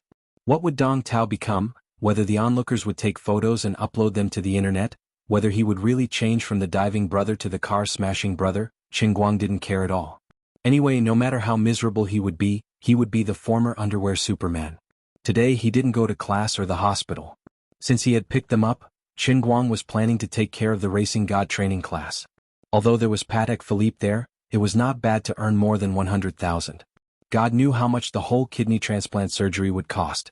Now, 200,000 in cash plus the 400,000 that Patek Philippe might get, the total was 600,000, which might not be enough. A group of cars drove to the Fengquan Mountain racetrack. Zhong Bai was quite honest on the way. He didn't exceed the speed limit or run the lights, which was completely different from what Qin Guang had imagined. Of course, Qin Guang speculated that it might be because he had taught him a lesson before. It was only 10 o'clock in the morning and there was no one else here at all. After getting out of the car and counting people, Qin Guang found that most of the people who were racing here that day were not seen today. Most of them were unfamiliar faces, and only Lu Fei and 3 or 4 other people could be remembered. Zhong Bai, what's going on? I don't know most of them. Qin Guang wondered.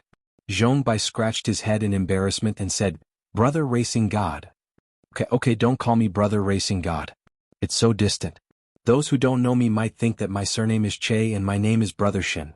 Just call me Qin Guang. Qin Guang interrupted Zhong Bai's words. He was unconsciously trying to get close to the rich second generation. He was so confident because he had driving skills. Okay, Brother Qin Guang? Zhong Bai tried to call him. After calling him, he looked nervously at Qin Guang's expression, for fear that he wouldn't be used to it. Qin Guang sighed. Hey, damn, can you not stare at me like that? I thought you had a gourd in your hand. If you called my name, I would be sucked in. After Zhong Bai explained it to Qin Guang understood how attractive his skills were. Zhong Bai was tight-lipped.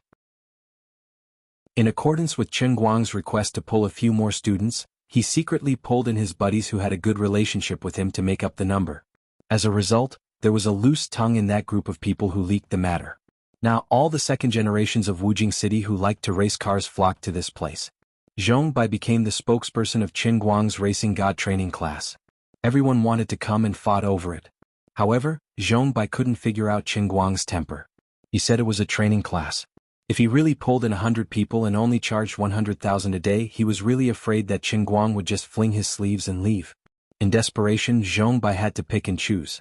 Those who really couldn't erase their relationship and couldn't put down their pride were able to enter the ranks of the first training class. Originally, the other few people who met for the first time also barely managed to keep their spots. However, the others couldn't do anything to Zhong Bai, so they went to those people separately. The form was stronger than the people.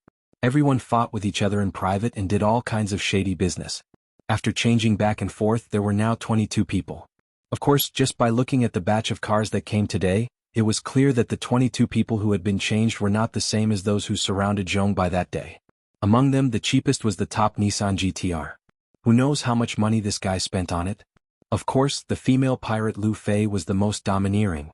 She quietly drove her Porsche 918 Spider. Qin Guang said that the scale of her family's chemical plant was a bit big. After asking Zhong Bai about the matter, Qin Guang was thinking about how to get close to Lu Fei, the rich woman. As a result, she took the initiative to come over and smiled. Qin Guang, brother racing god, where did you buy this t-shirt? The half-dragon pattern is very domineering. I also want to buy one. Lowering his head, Qin Guang sighed. He had just splashed half his body with mud, and when he saw Zhong Bai's party, he was so engrossed in the thought of the $100,000 training fee that he forgot to change his clothes. Right now he was so dry that there were even marks on his clothes. You don't say. It was indeed quite domineering half-dragon pattern. Go away, you even dare to tease your mentor. Be careful, I'll let you taste the Haoshiku haki that I just practiced.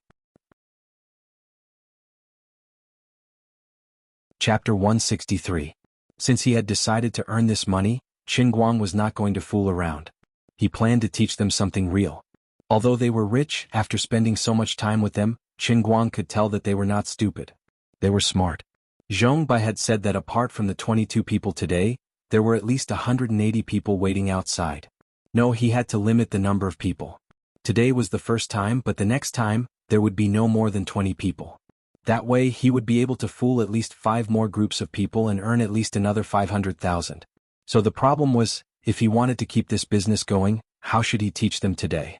Sitting in the driver's seat of Zhong Bai's Ferrari FF, Qin Guang felt a little sad when he turned his head to look at Zhong Bai, who was so excited that he did not know what to do. He found a few problems, and the most pressing one was how to start the car in front of him. Looking at the strange buttons on the FF steering wheel, even if he was the king of English and knew every word, it was useless. Knowing the names of the buttons did not mean that he knew how to start the car. Brother Qin Guang, what's wrong? Zhong Bai excitedly waited for a long time, but there was no movement, so he couldn't help but ask. Letting out a sigh, Qin Guang couldn't act anymore. Although his driving skills are heaven-defying, he's only driving low-end cars like the Altarina. He hasn't even touched a high-end Ferrari before. Zhong Bai, can you tell me how to start the car first? Qin Guang finally admitted. Zhong Bai was stunned at first, but then he came back to his senses and tried not to laugh out loud. He had never doubted Qin Guang's driving skills, but he did not expect this godlike person to have such an awkward moment. It would be difficult for someone who did not know how to drive a car like this, but after Zhong Bai briefly explained a few key points, Qin Guang immediately got the hang of it. But a new problem arose. What should he teach him? If his driving skills were really discovered little by little, perhaps he could really explain the main points to Zhong Bai in simple terms, but in fact he was the victim of the stuffing method of teaching in a cup. From the beginning to the end, I drove the modified Alto and sped through the 9 stages of the God of Racing Cup, finally becoming the God of Racing. Now that I'm teaching someone, I can't bring them into the cup realm, and I don't have any theoretical knowledge. The ability to race is done subconsciously and I don't need to think about it at all. You want to teach others? How am I supposed to teach him? Pay attention. When he took off, he had to look in the rearview mirror to make sure there were no other cars behind him. Oh, by the way, first check that the safety belt is not fastened tightly, then release the handbrake and place your feet on the clutch and brake respectively. Thankfully, the Ferrari FF still had a clutch. Hey Zhong Bai, what happened to you? What kind of expression is that? Are you doubting my teaching? Brother Qin Guang, what you just said is only taught by a driving instructor. We want to learn how to race with you, not from the most basic level. Zhong Bai wanted to cry, but no tears came out. He even began to wonder if the god of racing was unhappy that he had invited too many people. Seeing that he couldn't fool him, Qin Guang also had a headache. He slapped his hands on the steering wheel and held it in for a long time before he said, Zhong Bai, It's not that I don't want to teach you, but my driving skills are unorthodox, and I don't know how to teach you. Zhong Bai was puzzled. Qin Guang thought for a while and lied through his teeth. You might not believe it, but I was just an average driver in the past and my driving skills might not even be half as good as yours. But one night I suddenly had a dream. Do you know what I dreamed of? Zhong Bai's curiosity was suddenly piqued. What? I dreamed of it. I dreamed that I was driving an Alto 400 or 500 kilometers per hour, and then I sped all the way over mountains, across rivers, across oceans, and even finished the Dakar rally. When I woke up from my dream, I was driving at my current level. Do you believe it? My driving skills were actually trained in that dream in the Alto.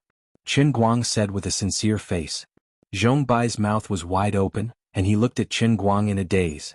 He subconsciously thought that the god of racing might be joking, but looking at his serious expression, it didn't seem like he was joking. Lu Fei and the others who had been hiding outside the car window and peeking inside, were shocked by Zhong Bai's expression. Lu Fei was speechless. What did Qin Guang say?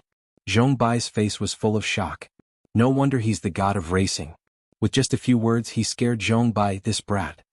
The others nodded. Amazing. Really amazing. No wonder he's the god of racing. This group of people was also pitiful. If they knew the real reason why Zhong Bai's mouth was wide open, they would probably vomit 3 liters of blood.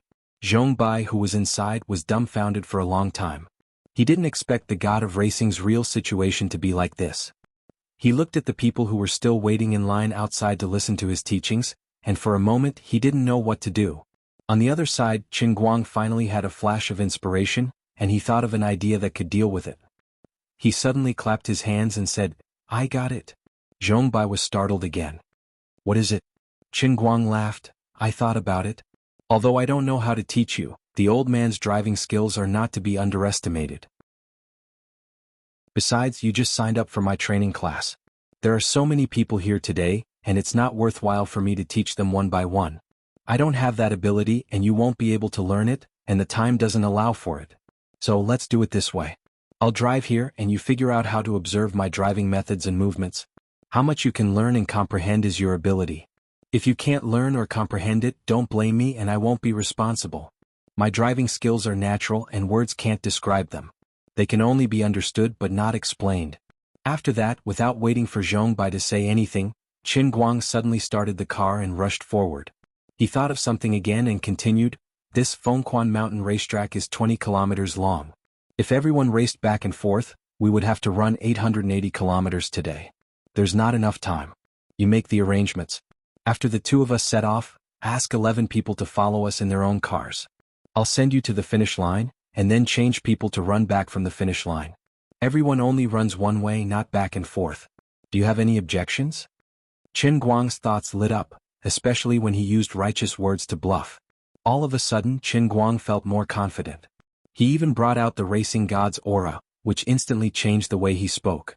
Zhong Bai nodded fiercely like a child being taught a lesson. He only sighed in his heart. This is the real racing god. Domineering. Mighty. If I say so, I won't discuss it with you at all. If you recognize it, then admit it. If you don't, then admit it. He will definitely leave and won't waste his breath on ordinary people like you. Chapter 164. At first, Qin Guang was not very familiar with the performance and control of Zhong Bai's car, so he held back when he ran. Zhong Bai still felt that it was a little boring. But as time went by, when Qin Guang gradually figured out the performance of the Ferrari FF, the situation gradually changed. After 5 kilometers, Qin Guang's speed became faster and faster, and he didn't like to slow down when he was passing corners. Zhong Bai saw it clearly. His heel was clearly on the brake, and the rear of the car was also emitting billowing smoke and dust from the friction of the tires on the side of the road, and the car was also drifting sideways. But Zhong Bai couldn't understand why he had to slow down when they were both drifting, but the racing god didn't slow down at all. Yes, his right foot is still on the accelerator, but when I drift, my right foot is also on the accelerator. What's the difference? The key was that he could always control the limit of flying, and let the Ferrari charge through all kinds of U-shaped corners, S-shaped corners, or Z-shaped corners. Zhong Bai didn't dare to relax for even a second. His eyes drifted to the road in front of him, and then he observed the dazzling operation of Qin Guang's hands shifting gears, handbrake, and turning the steering wheel. Too fast. Too fast. I can't see it clearly at all. Zhong Bai originally planned to not let go of Qin Guang's leg movements, but later, no matter how his eyes drifted, he found that he could only look here and forget there. This was not only his biggest pain. He was also wearing a seatbelt, and he was also an expert in Wujing City's racing scene. Sitting in his own car, he almost fainted from being thrown around. Compared to Qin Guang, Zhong Bai felt that his years of racing were all wasted. He was driving an old car. From the beginning to the end, Zhong Bai, who claimed to have a good foundation, felt like he was reading a book from heaven. When he finally came back to his senses, the Ferrari FF had already screeched to a stop on the finish line. He unbuckled his seatbelt and got out of the car. Qin Guang stretched his body and sighed. Not bad. It's much better than my crappy Rena. Have you checked your watch? With Qin Guang's reminder, Zhong Bai, who was still in a trance, suddenly reacted. He pressed the stopwatch and then stared blankly at Qin Guang. 8 minutes, 43 seconds and 7 seconds. Then he took out his phone and did some calculations. He gasped. The average speed is 137.48. Qin Guang grinned. How does this compare to your usual results? In fact, Qin Guang himself was not very satisfied.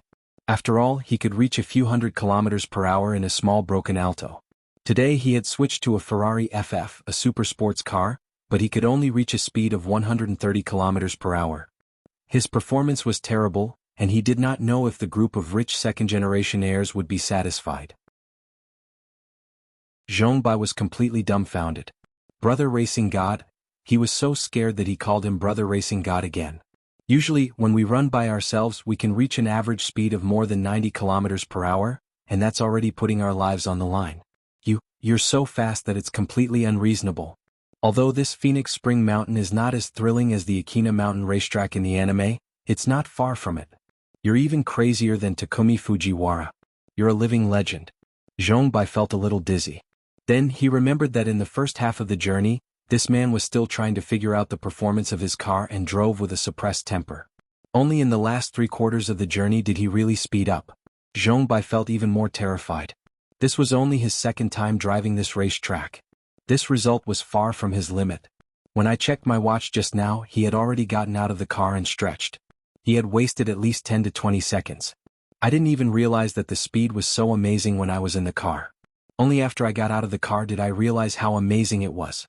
No wonder he couldn't catch up with his broken Rena that day. He didn't check his watch that day. Now that I think about it, he basically didn't slow down when he was driving the Rena, and he ran at an average speed of more than 100 kilometers per hour. It would be a miracle if he could catch up. Seeing that he managed to intimidate the other party, Qin Guang was satisfied. Naturally, he didn't have to be as excited as a modified Alto. In any case, he just had to deal with it, and it was fine as long as he could deal with it. Did you learn anything? Qin Guang looked at him expectantly.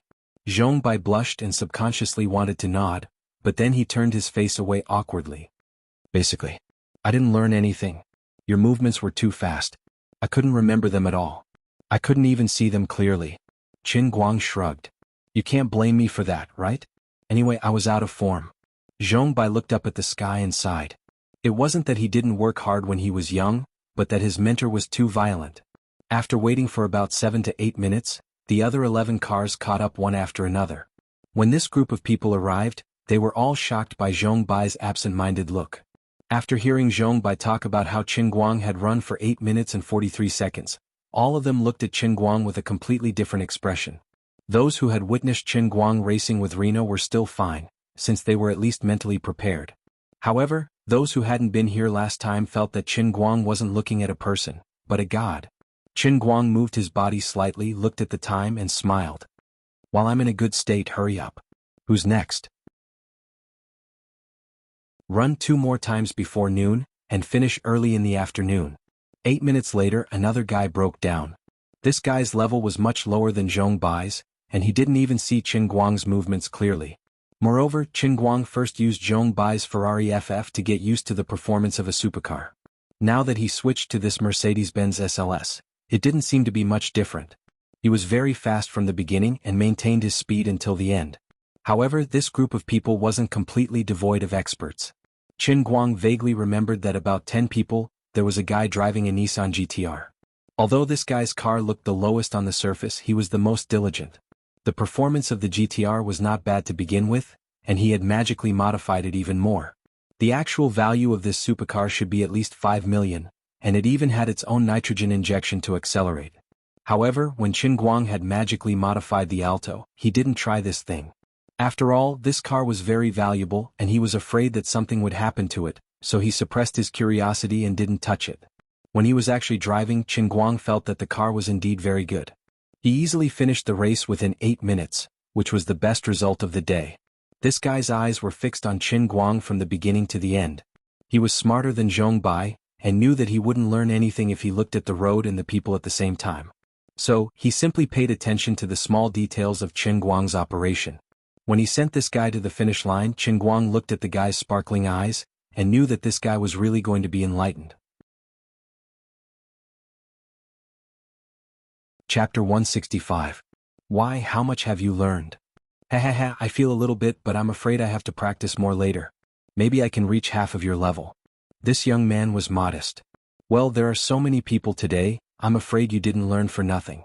Qin Guang laughed and got on the next car. With such a young man as his backing, at least his tuition today was not in vain. Again, the master show, you guys just watch the fun. Whether you can learn it or not, I don't care. Lu Fei and her Porsche 918 Spyder seemed to have been pushed to the last by her own request. She was smart enough to wait for Qin Guang to finish her last lap. He had to go back to school, right? At that time she would let him drive her car back to school. Compared to other people's mere 20 kilometers of tutorials, it was worth the ticket price. As for Qin Guang's 100,000 yuan in cash, he had already transferred it to his PayPal account during lunch. This money was easy and pleasant to earn. It was nothing more than changing different cars and strolling repeatedly on the Phoenix Spring Mountain racetrack. The workload was similar to that of opening the internet, but the income was like heaven and earth. It could not be mentioned in the same breath. The driving skills that Qin Guang showed today were already divine in the eyes of Zhong Bai and the others, but compared to Qin Guang's realm in the cup world when he had 100 resurrection chances, it was still worlds apart. This made Qin Guang sigh. In this world, no matter what you do, you have to be professional. As long as you show the top professional standards, even if you just casually drive a car, you can earn 100,000 yuan a day. Is this the divine pencil sharpening skill? Sigh, forget about that damn divine skill. It doesn't even feel good to show off. Sitting in the driver's seat of Lu Fei's Porsche 918 Spyder, Qin Guang tried hard to restrain his emotions, striving to make himself look like a real god of racing. He must not let others see his slightly embarrassing situation at this time. When he was in the other Lamborghini, he had asked the young man how much Ruffy's car was worth. When he finally found out the truth, he almost burst into tears. The entire car was imported. Even if a button on the control panel was broken, the original parts had to be handmade by foreign craftsmen. There were only 918 cars in the world, and the entire car was worth 15 million. There was no way to be friends with this woman. Damn, my heart is so tired. It's so tiring to be friends with a real nouveau riche. Lu Fei didn't know that Qin Guang was feeling sad. She rolled down the window and said to Zhong Bai and the others with a smile, "You guys go back to your own homes first and understand yourselves. The rest of Brother Racing God's time belongs to me. Brother Qin Guang has accompanied us for the whole day. It's time to go back to school." Cunning. Despicable. Shameless. I mean, Sister Lu Fei, why are you so benevolent and righteous to take the initiative to be the last one? Lu Fei was extremely proud of herself. She pointed to her head and said, "As a person you have to use your brain more. That's why I can buy a 918, but you guys can only drive your lousy Gallardo. Alright, that's it. Go and stay where it's cool." The dejected Qin Guang listened to Lu Fei's words and suddenly said, "If you want to take care of me, this will count as overtime. You'll have to pay more." Lu Fei laughed and patted Qin Guang's shoulder again and again. "Brother Qin Guang, you're so humorous. You really know how to joke. Do you think I don't understand the meaning of overtime? Those little bastards dare to say anything in front of me. Alright, let's hurry up and go. I can't wait anymore. Damn it. I'm not joking. You should be more serious." Qin Guang complained in his heart, but Lu Fei had already fastened her seatbelt. She then rubbed her hands and stared at him with a face full of expectation, waiting for him to start. "This unlucky girl, why can't you understand human language? Why is your comprehension ability so low? You can't expect a man like me to really open my mouth and ask you for extra money, right?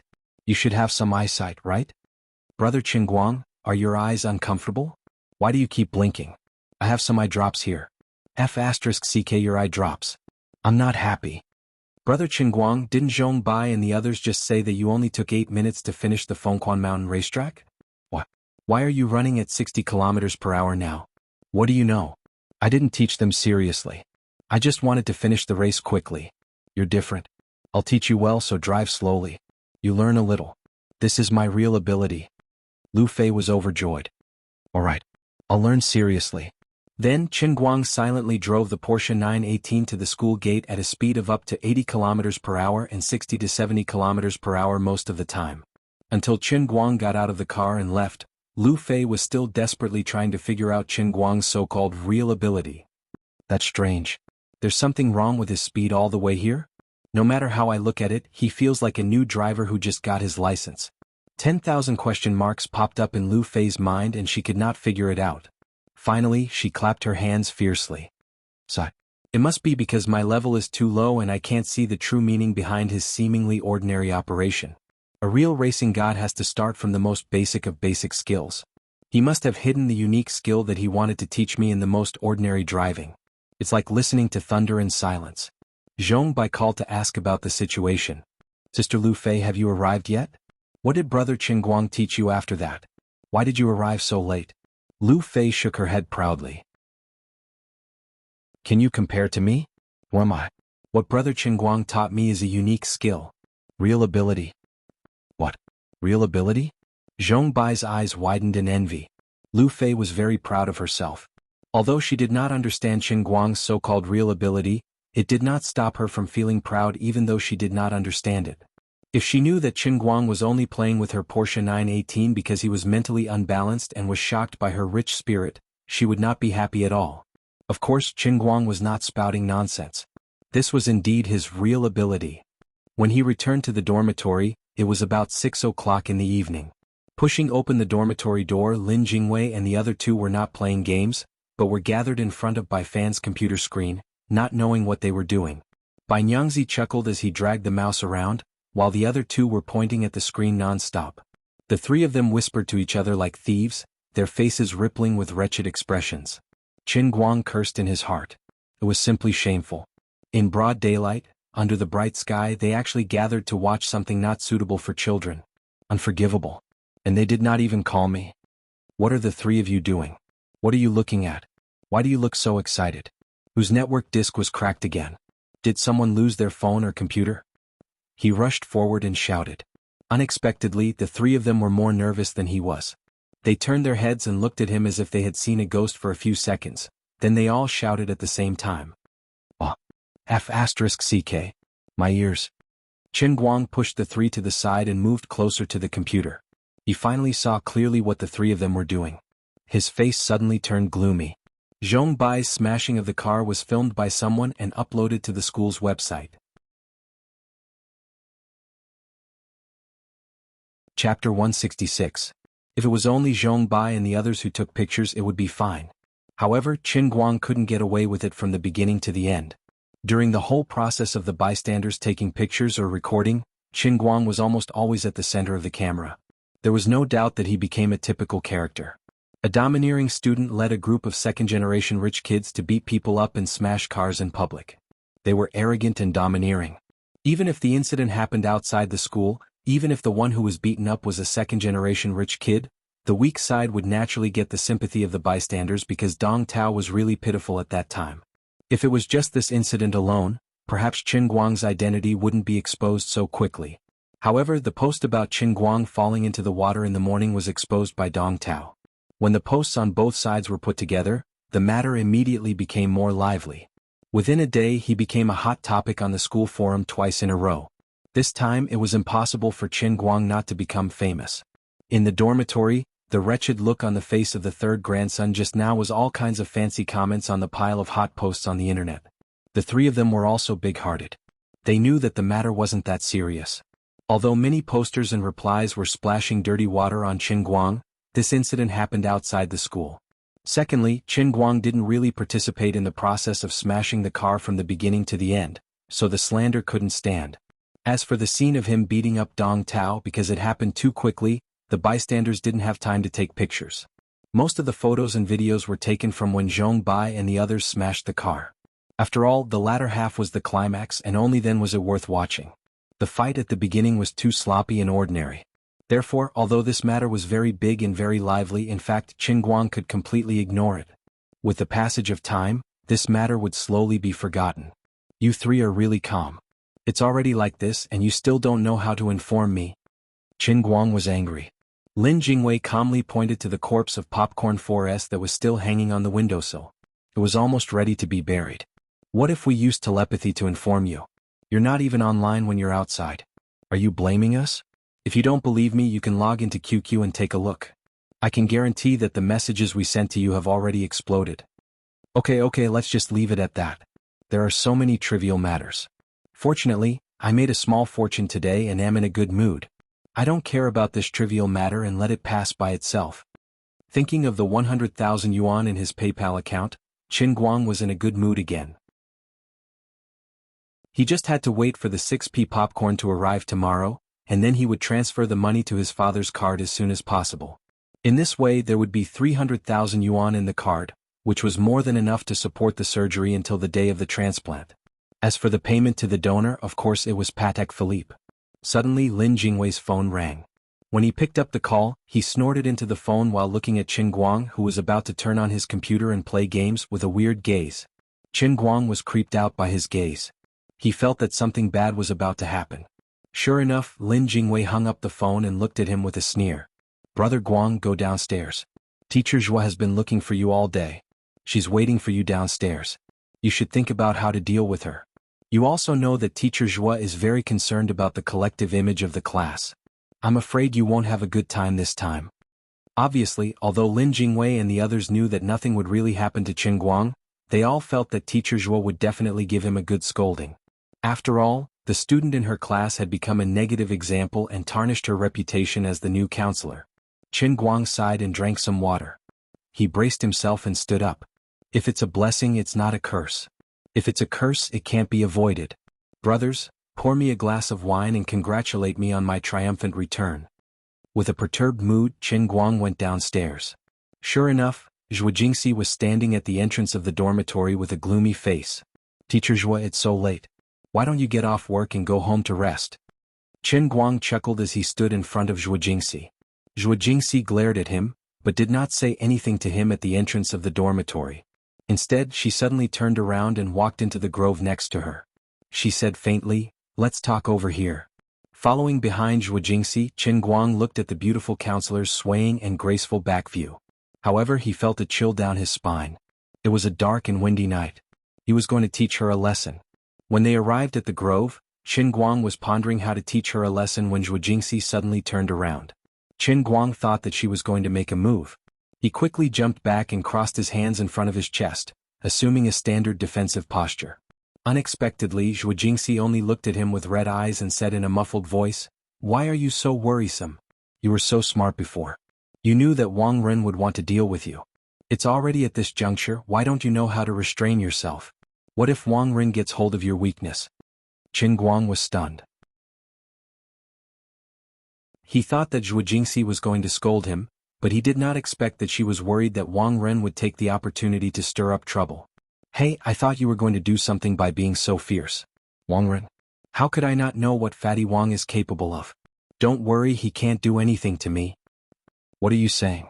You were fighting in public and smashing cars in public. How vile is that? Why are you still so indifferent?" Zhou Jingxi was more anxious than Qin Guang himself. Qin Guang laughed. "Teacher Zhua, although you said that, I've seen the video that those people took online. Did you see me make a move? The cause and effect of the matter are not as exaggerated as those people on the internet say." Then Qin Guang told Zhou Jingxi everything that had happened at the school gate. After Zhou Jingxi listened, she was still worried. "Strictly according to what you said, it was indeed Dong Tao who provoked first. Smashing cars was also done by those rich young masters. It has nothing to do with you. But you fought with Dong Tao before and you made a move." Qin Guang said again, "So, if Wang Ren wants to cause trouble for me no matter what happens on the internet, he has to have evidence and a reason. As long as Dong Tao doesn't jump out to testify against me, this matter has nothing to do with me from beginning to end. As for whether Dong Tao dares to testify against me, I think there's no need to worry at all. If Teacher Zhua had seen that pile of business cards, you would definitely think the same as me." Zhuo Jingxi finally let out a long sigh of relief and patted her chest. I was worried to death. But how did you get to know those rich young masters? Qin Guang raised his hand. Have you forgotten? Didn't I injure my hand a few days ago because I was trying to save that kid who was the most active? With this friendship that has gone through life and death together, if something really happens he will definitely come out and clean my ass. With this, the cause and effect of the matter were all clear, and Zhuo Jingxi's heart was completely relieved. When she heard Qin Guang's last words about cleaning up his mess, she blushed slightly, but pretended not to understand. Okay, then let's not talk about this for now. But you still have to be careful. I have a feeling that Fatty Wong has been playing tricks recently, and it's very likely that it's targeting you. Just come at me. I'll deal with whatever comes at me. I've never been afraid of him. Qin Guang still had the same attitude. Zhuo Jingxi rolled her eyes at him. If I didn't know about your family situation, I would have thought that you have some amazing background. Ah, what kind of background can I have? I'm not afraid of a crooked shadow, and that's my biggest background. Okay, there's nothing else. You can go back to the dormitory. I should go home too. Zhuo Jingxi waved her hand and was about to go back to the dormitory with Qin Guang, but the moment she took a step forward, she suddenly screamed, "Ah!" Then, as if she had suffered a great shock, she fiercely pounced on Qin Guang and posed like an octopus, wrapping herself around Qin Guang's body like an old tree. Chapter 167. Inexplicably attacked, Qin Guang really became a dead tree that couldn't move. He stood rooted to the ground with a blank look on his face. He felt that his brain wasn't working properly. They had just finished talking about business, but this beautiful counselor's style changed a little too quickly.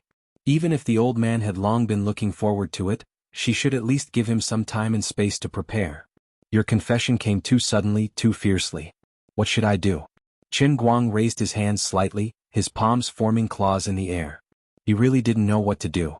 Should he follow Zhuo Jingxi's movements and hug her back tightly, or should he put on a righteous look, push her away and tell her, "Teacher, I'm not the kind of person you think I am"? Of course, the latter thought could perfectly protect his image of a gentleman, but wouldn't it be too cruel to himself? A faint fragrance seemed to flow out of Zhuo Jingxi's body as she trembled slightly. It fiercely rushed into Qin Guang's nose, as if someone was using a green foxtail to tickle his nose. It was numb and extremely itchy. Not only that, but Zhuo Jingxi's figure was already tall and voluptuous. Her whole body pounced on him like this. The two mountains of Wangwu and Taihang weighed more than 1,000 pounds. Her huge breasts pressed hard on his chest, making it hard for him to breathe. That wasn't enough. Even more shameful was that her legs were already hanging in the air, tightly wrapped around Qin Guang's thighs. This meant that not only was her upper body impacted, but the lower half of their bodies were also tightly pressed together. Qin Guang's breathing gradually became heavier. The dragon was about to raise its head on the 2nd of February. Fortunately, his willpower was strong enough. He knew that he would definitely be doomed tonight.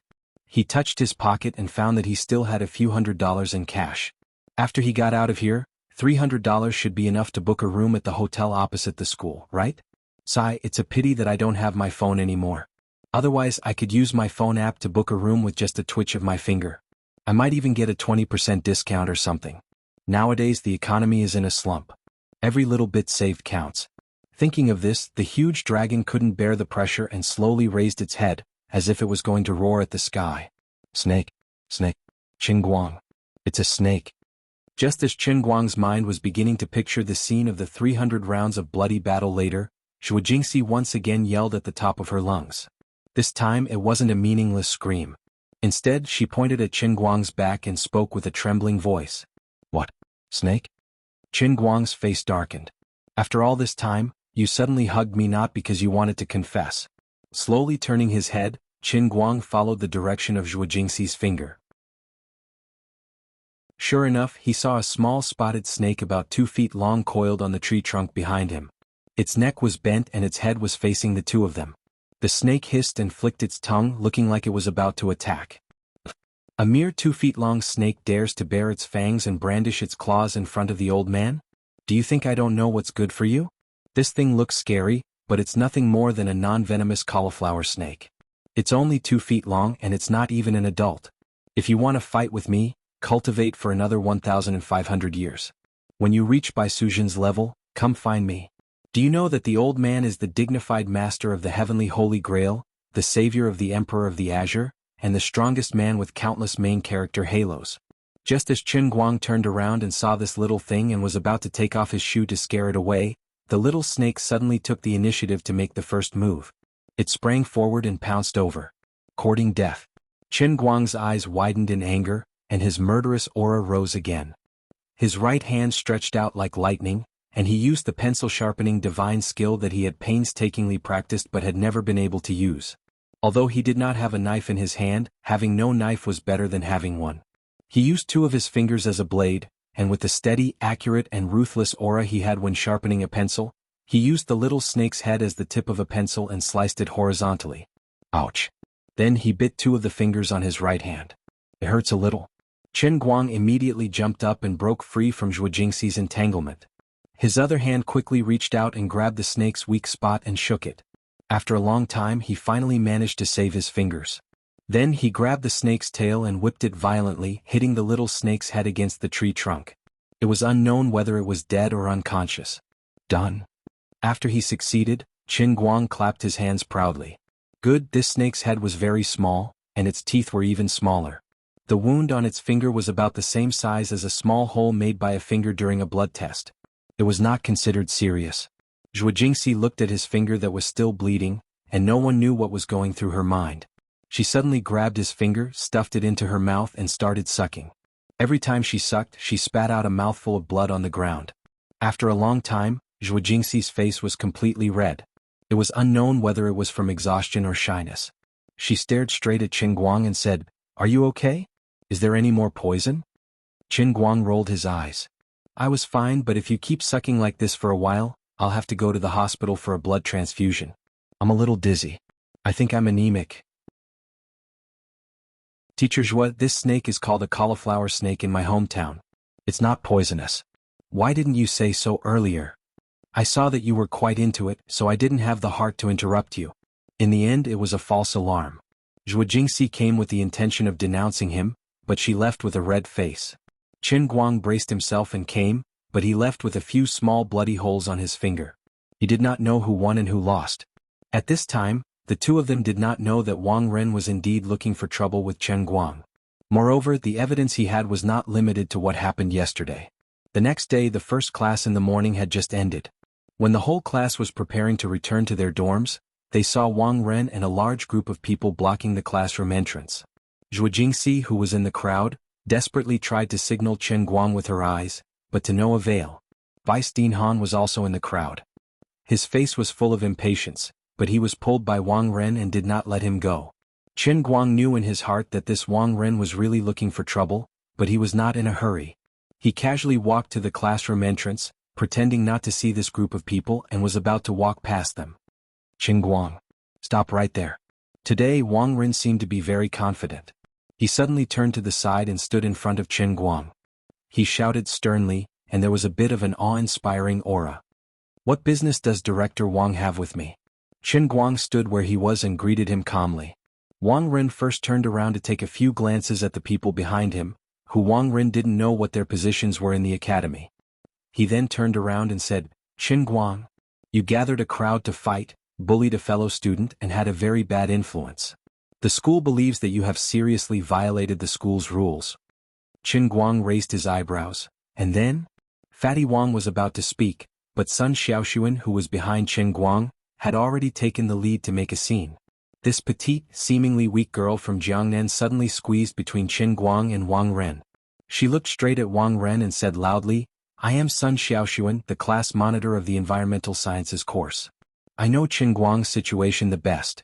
Director Wang, there must be some misunderstanding. Everyone in our Environmental Sciences course knows that Qin Guang is upright and warm-hearted. He is definitely not someone who gathered a crowd to fight and bullied a fellow student like you said. You must have made a mistake somewhere."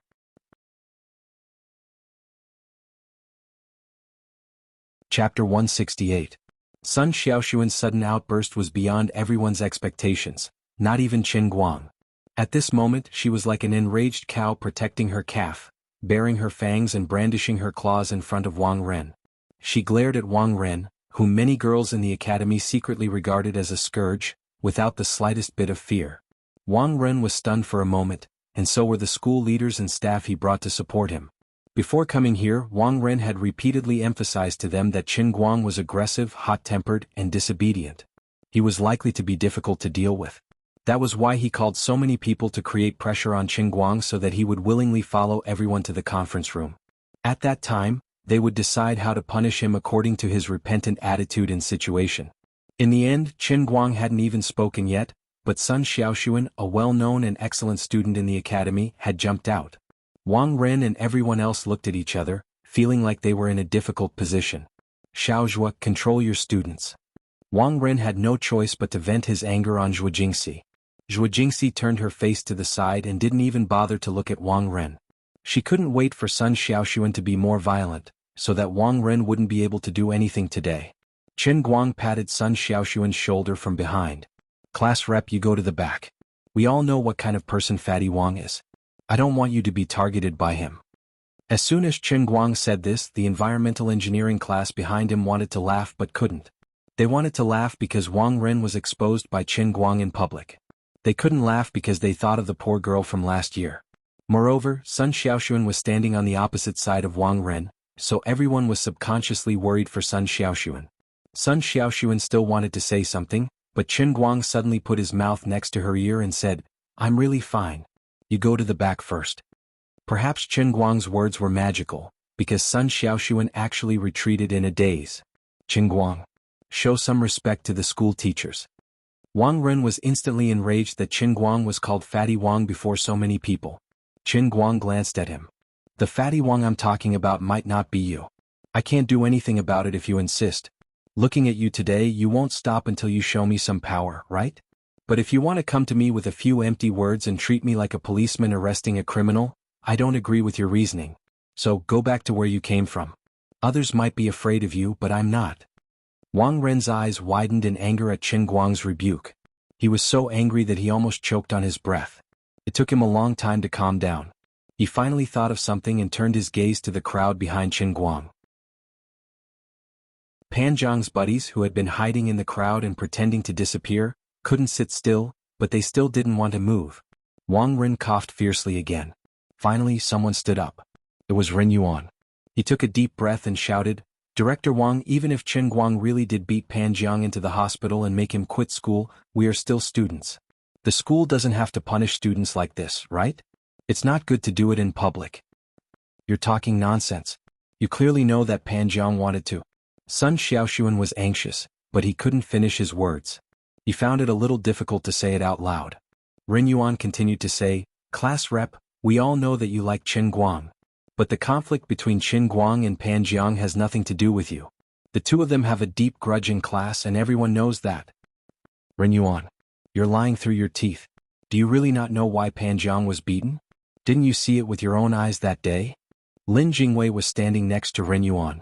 As soon as this grandson finished speaking, Lin Jingwei grabbed his collar from the side. Xiong'er had already raised his fist. Okay. I was wondering why that damn fatty Wang Ren came looking for trouble. So it's you bastards who became his traitors. I'll beat you up. There were still so many people watching. He couldn't let that idiot Xiong'er hit him in public. Qin Guang reacted quickly. He hurriedly pounced on Xiong'er's back and pulled him back. What are you being impulsive for? Lin Jingwei. You let go too. With Qin Guang's roar, Lin Jingwei and Xiong'er immediately calmed down and stopped making a fuss. Ren Yuan, you're very good. Very good. Qin Guang stood in front of Ren Yuan and looked at him coldly. From Ren Yuan's expression, there was a sense of helplessness. However, he only turned his face to the side and didn't look at Qin Guang anymore. Turning back, Qin Guang grinned and said, Director Wang, I'll go with you.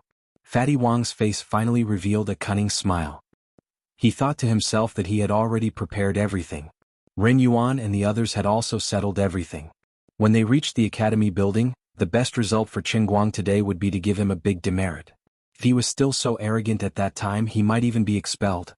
At this time, Vice President Han finally spoke. This old man had been watching the situation from the side with cold eyes. He came in front of Qin Guang and patted his shoulder. He said sincerely and earnestly, young people shouldn't be too impulsive. Don't worry, the academy will make a decision based on the actual situation. When the time comes, you just have to state the truth. I promise I won't wrong a good student. How could old man Han not understand Wang Ren's plan? However, he himself was the person with the highest position here. He also thought highly of Qin Guang. When he said this, he had already secretly made up his mind.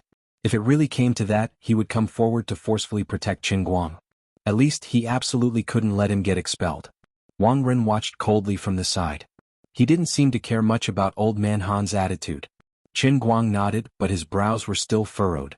Through Ren Yuan's actions just now, he had already roughly guessed Fatty Wang's plan. Let's go. Qin Guang. Fatty Wang stretched out his hand to pull Qin Guang. However, Qin Guang glared at him and he shyly withdrew his hand. We're going too. Bai Fan shouted at the top of his lungs. This isn't Qin Guang's personal matter. The whole class is a witness.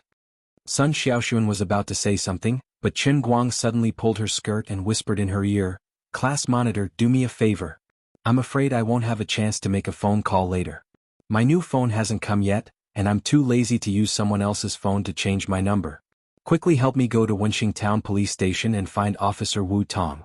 Just say that the school plans to use Pan Zhang's matter to punish me. She will know what to do. She will help you?"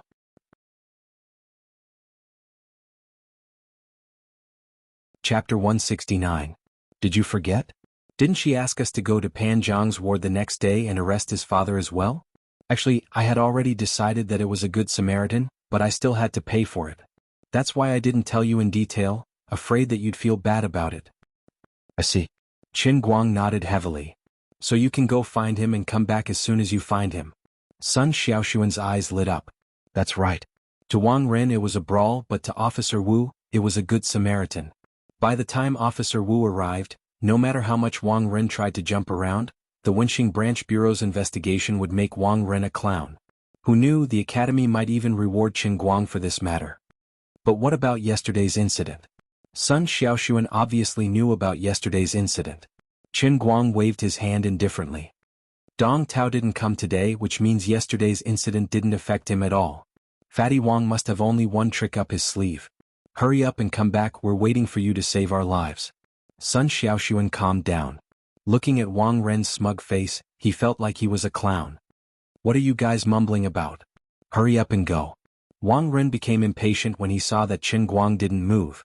Sun Xiaoxuan quietly retreated to the back of the crowd. Qin Guang raised his head and glared at Fatty Wang. Are you rushing me? Fatty Wang. Zhuo Jingxi quickly pulled him back. All right. Calm down. How am I going to help you with your attitude? After another commotion, a group of people walked majestically toward the academy building, attracting a lot of attention along the way. Those with keen eyesight and information sources recognized Qin Guang, who was walking in the middle, and whispered amongst themselves. This guy is that Qin Guang from yesterday's school forum, right? Looks like he's going to get his comeuppance. I think something's wrong. Do you see the person walking in front who looks like an official? Do you know him? Who's that? Wang Ren, the infamous scumbag of the school. That's the one who forced me to death. Shh. Keep your voice down. Don't let that guy hear you. Otherwise, even if we're not from the same academy, he can still use his connections to find trouble with us. Sigh, he's been targeted by that scum. That Qin Guang is going to be in big trouble this time. Qin Guang didn't care what these bystanders thought. At this time he was very casually chatting with Lin Jingwei. Lin Jingwei moved closer to him and whispered, looking at Fatty Wang's attitude, it seems that he wants to get you fired today? When we get there, control your emotions and don't fall into his trap. Even if the matter of beating up Pan Zhang is set in stone, strictly speaking, it can only be a big mistake. Since Qin Guang was confident in his heart, he casually waved his hand and continued, don't worry about it. Didn't you notice that there's a very important person missing from our class team? Lin Jingwei looked left and right and found that Sun Xiaoxuan was indeed gone. Where did the class monitor go? Qin Guang chuckled. His eyes drifted in the direction of Wenxingjian outside of the school. He whispered, what do you think Fatty Wang's expression will be when our sister, Officer Wu, arrives later if the police label me as a righteous person? Will he give me a demerit? Want to fire me? Lin Jingwei understood tacitly. He chuckled, Brother Guang, you're really something. I really want to see Fatty Wang's expression when he gives you a big slap in the face. Ren Yuan and the others only know that you were taken away by the police. They don't know what happened after that. They definitely didn't expect that you would be judged by Officer Wu, right? Qin Guang also chuckled. Of course, just listen to me. Remember not to spill the beans. Also, tell Bai Nyangzi and Xiong Jinka to keep them quiet. If the sky really falls, we can only slap Wang Ren's own face. Lin Jingwei nodded. No problem. I was scared to death. I almost thought I had to find someone. Qin Guang asked curiously, find who? Wang Ren's grandson looked at Qin Guang with a suspicious expression. Lin Jingwei had already stepped aside and did not answer Qin Guang's question. 10 minutes later, everyone arrived at the school's conference room. It was the same room that Qin Guang's class used to receive the MIT professor. In fact, it was not suitable to punish students in public. However, everyone in the environmental sciences class insisted on entering the conference room, and Wang Ren could not stop them. Vice Director Han stood up to be the peacemaker and finally let everyone in. Wang Ren thought, it doesn't matter. I'm well prepared and have witnesses and material evidence. Even if these brats make a fuss, it's useless. It's better to let them see clearly what happens when they offend me. It will also make Zhuo Jingxi understand that sooner or later, Monkey Sun will not be able to escape from the palm of Buddha's hand. Even if there is a large group of monkeys standing behind Monkey Sun, it is useless. Alright. I didn't notice before, but there are quite a lot of beautiful girls in this environmental sciences class. I hope you don't give me any dirt on you in the future. Where is the class monitor who was quite tough just now? That girl is the prettiest. No wonder that idiot Pan Jiang fell for her. Forget it. It's better that she is not here. Without her, the testimony of Ren Yuan and the others will be more authentic. Director Wang, we are already here.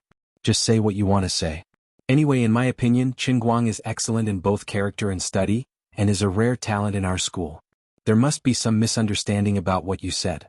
Clarify the misunderstanding as soon as possible, and this matter will be over.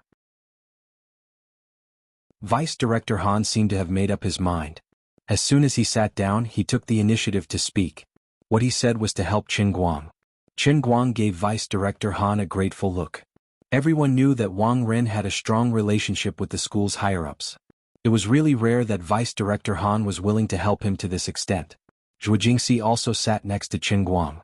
She looked like she was going through thick and thin with him. She said loudly, Qin Guang is my student. I know him very well. I don't think he is a fierce person. Last time when our class received Professor Schmidt from MIT, you were also there. You saw with your own eyes that Qin Guang won glory for the school and the school. I hope that when Director Wang makes some decisions, you will not disappoint the majority of the students. In fact, she had already made up her mind. If Qin Guang was really expelled because of Wang Ren, she would not be able to continue as a counselor. If Wang Ren got rid of Qin Guang, the next person to be unlucky would definitely be her. Forget it. If he leaves, I'll leave too. As the dean of the school's student affairs department, Wang Ren had to play the leading role in this kind of meeting. However, he was not in a hurry to start the show. Instead, he smiled calmly at Vice Director Han and Zhuo Jingxi. Teacher Zhuo, don't get agitated. Of course, it is not up to me to decide whether it is right or wrong. Everything has to be based on evidence. However, not everyone is here yet. Let's wait a little longer. As soon as he finished speaking, two figures appeared at the door of the conference room. Everyone looked up and was shocked. The principal of the school, Vice Director Tong, and another deputy director, Deng, actually appeared at the door at the same time. What kind of situation was this? There were 3 deans in the school, 1 principal and 2 deputy directors. Because of Qin Guang's matter, they were all gathered together. Chapter 170. Old Han glanced at Wang Ren, and his face suddenly became very gloomy. This was troublesome. Of course, he knew that Deputy Dean Deng was the one who was on Wang Ren's side in the academy. Looking at Dean Tong's unwilling expression, she must have been dragged here by Deputy Dean Deng. If both of them were here, if Wang Ren really made the evidence irrefutable, he wouldn't be able to protect Qin Guang. It's no wonder why Wang Ren dragged me along despite knowing my attitude towards Zhuo Jingxi and Qin Guang. So it turns out that you still have a trump card. Wang Ren, are you trying to take me down a notch? As soon as the 2 deans entered the door, they immediately became the focus of everyone's attention. Dean Tong pressed Deputy Dean Deng behind her without changing her expression. She waved at the crowd and said with a smile, recently, the school has been focusing on the construction of the academic atmosphere. I heard that some students in the school have encountered some problems, so I'm just here to listen in. Don't be too nervous, everyone. Today's meeting is still presided over by Director Wang. That student Qin Guang, right? Don't be too nervous. We're a school, a place to educate people, not a court. We always treat students with leniency. As long as the violation is not too serious, anything can be discussed. As expected of Dean Tong, she reacted very quickly. She spoke casually, but then sat on the left side of Old Han as if she hadn't said anything. Deputy Dean Deng also smiled and waved at the crowd. My attitude is exactly the same as Dean Tong's. After saying that, he sat on the left side of Dean Tong again, and the three deans sat together. Old Han, why are you here first? Is it really so serious? Dean Tong tilted her head slightly to Old Han's side and asked in a low voice. Old Han was about to say something about Qin Guang's behavior when he received Qin Guang that day, which could be considered as helping Dean Tong to have a good impression of Qin Guang. Deputy Dean Deng suddenly came over and said, in my opinion, our school's discipline should have been improved a long time ago. Our academy is famous for being a large compound of monks. Males make up the majority of the population. These young fellows are all hot-blooded and vigorous. If we don't properly discipline them, who knows when they will cause a big problem. Even the three of us as the deans will not be able to escape responsibility. Old Han's awareness is really high. He came here early in the morning to oversee things, unlike Old Tong. I had to drag him here with great difficulty after I talked about all sorts of things. Old man Han's mouth twitched and he could only chuckle. Old Deng is right. He turned his face away and began to curse Deputy Director Deng's family in his heart. Aren't you putting in too much effort to support Wang Ren? Dean Tong knew that the two of them didn't get along. Seeing the situation, she didn't say anything more. Instead, she turned to look at Wang Ren, who was fiddling with the projection equipment on the podium. Before coming here, he had heard about the student's situation from Deputy Dean Deng. He wondered why Wang Ren still had a projector. He couldn't possibly make a PowerPoint presentation to punish a student, right? Was there a need to go through so much trouble? Beneath the stage, Qin Guang looked at Fatty Wang with his eyelids drooping. At this moment he was feeling a little bored. After all, no matter how high Fatty Wang jumped, as long as Wu Tong came, Qin Guang would immediately turn into a clown. Qin Guang covered his yawn with his hand and thought to himself, I'm a little sleepy. About 2 minutes later, Wang Ren finally finished fiddling with all the skills. He looked at the three deans below the podium and faintly showed a hint of pride on his face. Qin Guang, the show I carefully prepared for you is about to begin. With an incomparably comfortable and expectant mood, Wang Ren turned his gaze to the front row where Qin Guang had just sat. He wanted to see Qin Guang's helpless and panicked look. What? This kid fell asleep on the table. He fell asleep just like that. At this moment, only Qin Guang and Zhuo Jingxi were sitting in the first row of the entire conference room. As for the other students, under Qin Guang's deliberate request, they all moved to the back. Therefore, the appearance of Qin Guang sleeping on the table was particularly eye-catching. Zhuo Jingxi was also confused. She was just a little distracted when Dean Tong and Deputy Dean Deng entered the room. How did this kid fall asleep in front of everyone when she turned around? Are you even the slightest bit nervous? Pa. Wang Ren slapped the podium hard. Qin Guang. Qin Guang slowly opened his eyes and looked at Wang Ren. He yawned again and ignored him. Instead, he turned his head to look at Zhuo Jingxi. Teacher Zhuo, where is he? He was so angry that he laughed. Zhuo Jingxi thought to herself, this guy, Qin Guang, is still deliberately angering Wang Ren at a time like this. It hasn't started yet. Stop pretending to be asleep. Zhuo Jingxi pinched Qin Guang's waist fiercely under the table. She seemed to have used too much strength. Qin Guang's expression changed. He was in so much pain that his mouth twitched. He felt bitter in his heart. My teacher Zhuo, can you be a little more reserved? We have a pure and healthy teacher-student relationship. You're making it difficult for me to deal with you without saying anything. Also, I really didn't pretend to be asleep. I really fell asleep just now. Qin Guang. Wang Ren shouted again as he watched the two of them from the podium. His eyes were red with jealousy. Qin Guang turned his head and supported his chin with his right hand. Half of his body was on the table, and his left hand casually waved in front of him. It was very much like how a waiter would move in a restaurant. He yawned again and said, Teacher Wang, if you have anything to say, hurry up and say it. I'm afraid I'll fall asleep again. Wang Ren glared at him. His hands were shaking with anger. This student is a little arrogant and unruly. Dean Tong saw this scene and said softly, it's normal for a talented student to be a little arrogant. I remember that when you were young, Old Tong, didn't you also like to talk back to our tutor? Old Han laughed at the side. He and Dean Tong did indeed study under the same tutor when they were young. The two of them had a deep relationship. Deputy Dean Deng snorted. Our Gokyo University nurtures talents, so we need to have both ability and integrity. When old Tong was young, he was arrogant. That was because he was knowledgeable, so he could argue with the old man. What kind of attitude is this from Qin Guang? He made a mistake. How can he be compared to old Tong when he was young? All right. Whether he made a mistake or not, we still have to wait for Wang Ren to finish talking before we make a conclusion. Old Deng, don't mention the sarcasm in your words. Dean Tong could hear the tension in the air. He pointed at Deputy Dean Deng and asked him to restrain himself. He didn't want his two deputy deans to quarrel in this situation. On the stage, Wang Ren spent a lot of effort to control his mood. He clicked the mouse hard and the image on the projector changed. The first picture appeared. It was the post that had been discussed by many people on the school forum. It was a picture of a rich second generation beating up someone and smashing a car. In the picture, Qin Guang was standing in front of a half-destroyed Audi A4L with his arms crossed. He looked very indifferent and expressionless. Wang Ren pointed at Qin Guang in the picture. Everyone see that? This is the violent incident that caused a terrible impact on the school yesterday. Qin Guang, this is you, right? Snore, snore, snore. He fell asleep again. He fell asleep with one hand propped up. Qin Guang. It's me. Go on, I'm listening. Qin Guang raised his eyelids by about 2 millimeters. He didn't even bother to nod his head. He just stretched out his hand and waved to show his attitude. At this moment, Wang Ren wanted to give Qin Guang a slap, but a slap wasn't sufficient to vent the hatred in his heart. Since Qin Guang still has this attitude, then don't blame me for firing you. Do you really think that I only have these few pictures? Ren Yuan's signs were so obvious just now. Don't tell me you didn't notice anything? Idiot.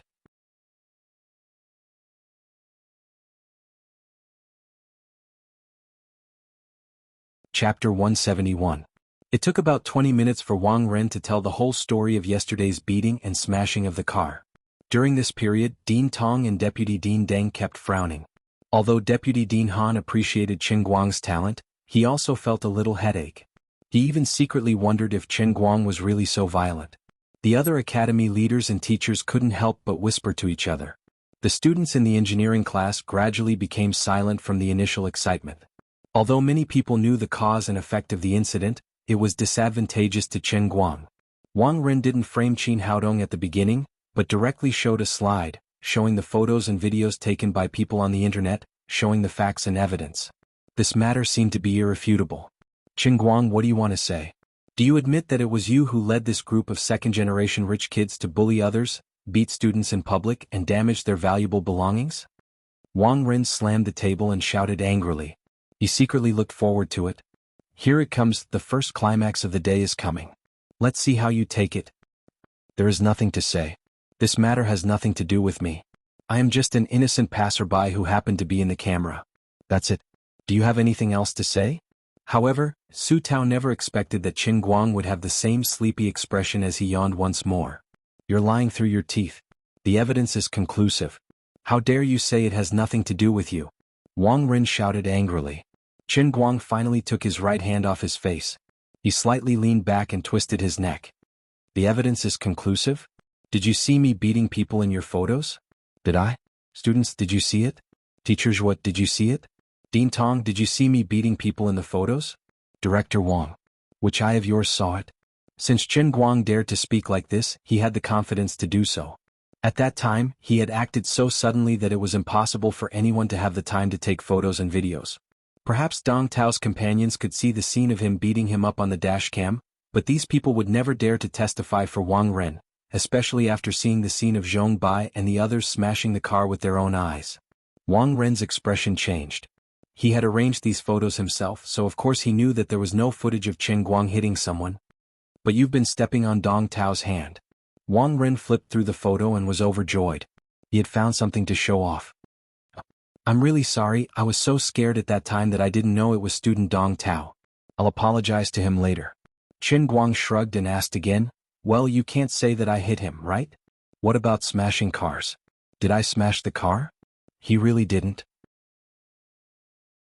From the beginning to the end, he didn't move at all. Wang Ren didn't answer, but Qin Guang slammed the table fiercely. Dean Wang. You're the dean of our school's discipline department. You're in charge of the discipline of the 1 to 2,000 students in our school. Your very careless attitude really disappoints us students. Just because I was standing close to the car, you suspect that I smashed the car and you're accusing me without any evidence? In the video there were quite a few people who were also very close to the car. Why don't you suspect them? Moreover, you say that I'm a bully. Then tell me, who did I bully? Where's the victim? Wang Ren was speechless. He had thought that these photos would be questioned as evidence. After all, they weren't convincing enough, but he didn't expect Chen Guang to fly into a rage in front of everyone. He really didn't feel guilty at all. How could he be so sure that Dong Tao would reject his request and not dare to stand up and accuse him? That was really strange. That Dong Tao was too much of a coward. Was he afraid of those second-generation rich kids? What a joke. This was a school. It wasn't a place for second-generation rich kids to show off. But it didn't matter. This was just an excuse. The main show was yet to come. Dean Tong, you just said that this is a school, not a court nor a police station. It's a place to teach and educate people. But even if this isn't a court, you still have to pay attention to evidence. You definitely can't be like Dean Wang and frame me out of thin air and make wild guesses about me based on some so-called evidence. I'm a student, yes, but I'm a human first. Wang Ren is violating my human rights and tarnishing my reputation. At this moment, Qin Guang stood up. He was so agitated that he was waving his hands and feet as he spoke loudly. Seeing him like this, Wang Ren didn't panic at all. I'll let you jump all you want. It's time for me to show my trump card. Kid, I want you to be happy first, then I'll let you know that regret is useless. Bang. Wang Ren slammed the table again. You think that's all I have? Ren Yuan. You guys come up here. Tell me everything that happened between Qin Guang and Pan Jiang that day. As soon as he said this, all the other students in the environmental engineering class looked at Ren Yuan and his friends who were sitting awkwardly at the edge of the table. Ren Yuan. You scumbags. You know that Pan Jiang drugged Xiao Sun. Qin Guang hit people to save Xiao Sun. You guys know everything. What are you going to do? Bai Nyangzi and his friends already knew Qin Guang's plan, so they didn't make a sound. They didn't panic at all. But Gao Ye couldn't help but slam the table and stand up. Following Gao Ye's action, the other girls also stood up and accused Ren Yuan and his friends. Ren Yuan and his friends were embarrassed. They knew that if they did this today they would be isolated in the environmental engineering class forever. But what could they do? Wang Ren had a handle on them. If they didn't agree to his request, they would be expelled. Gao Ye thought that as Qin Guang's best friends, Lin Jingwei and his friends would be more excited than she was. However, when she turned around she saw Lin Jingwei's 3 grandsons huddled together and playing with their cell phones. Their heads were close to each other, and their eyes were fixed on the cell phones under the table. On the screen was the HD version of The Legend of the Sword and Fairy that had just been remade for the cell phone. Gao Ye almost fainted. Her best friend was going to be fired because of a false accusation. Why are the 3 of you still playing games here? Lin Jingwei. Gao Ye yelled with hatred. Lin Jingwei, who was instructing Bai Nyangzi to use Li Xiaoyao to activate the ultimate skill of the Liquor Sword Fairy, shivered. Without thinking, he slammed the table with much more strength than Gao Ye and stood up abruptly. That's right. Gao Ye is right. He slammed the table so hard that it almost broke. The first victims were Bai Nyangzi and Xiong.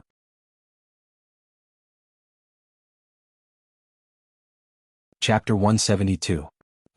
Our ears. Little Lin, you idiot. You should have told us in advance. Bai Nyangzi covered his ears and fell to the side. Qin Guang, who was dozing off in the front row, was startled awake by Lin Jingwei. He had to give it to Lin Jingwei and secretly scolded Lin Jingwei for being an idiot. If you like Gao Ye, then so be it. Why don't you pay more attention to the situation? The rest of the class could not help but laugh. Gao Ye's face turned red. Just a moment ago she was berating Wang Ren, but now she was so embarrassed that she did not know where to hide her head. Seeing that the trial against Qin Guang had almost turned into a farce, Wang Ren's face was so ugly that it could drip water. Quiet down. Ren Yuan, hurry up and come up here.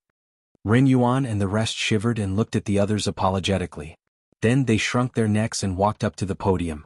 When they passed by Qin Guang, Ren Yuan seemed to be a little hesitant. He said softly, I'm sorry, Qin Guang. Qin Guang waved his hand nonchalantly. It doesn't matter. Just say what you want to say.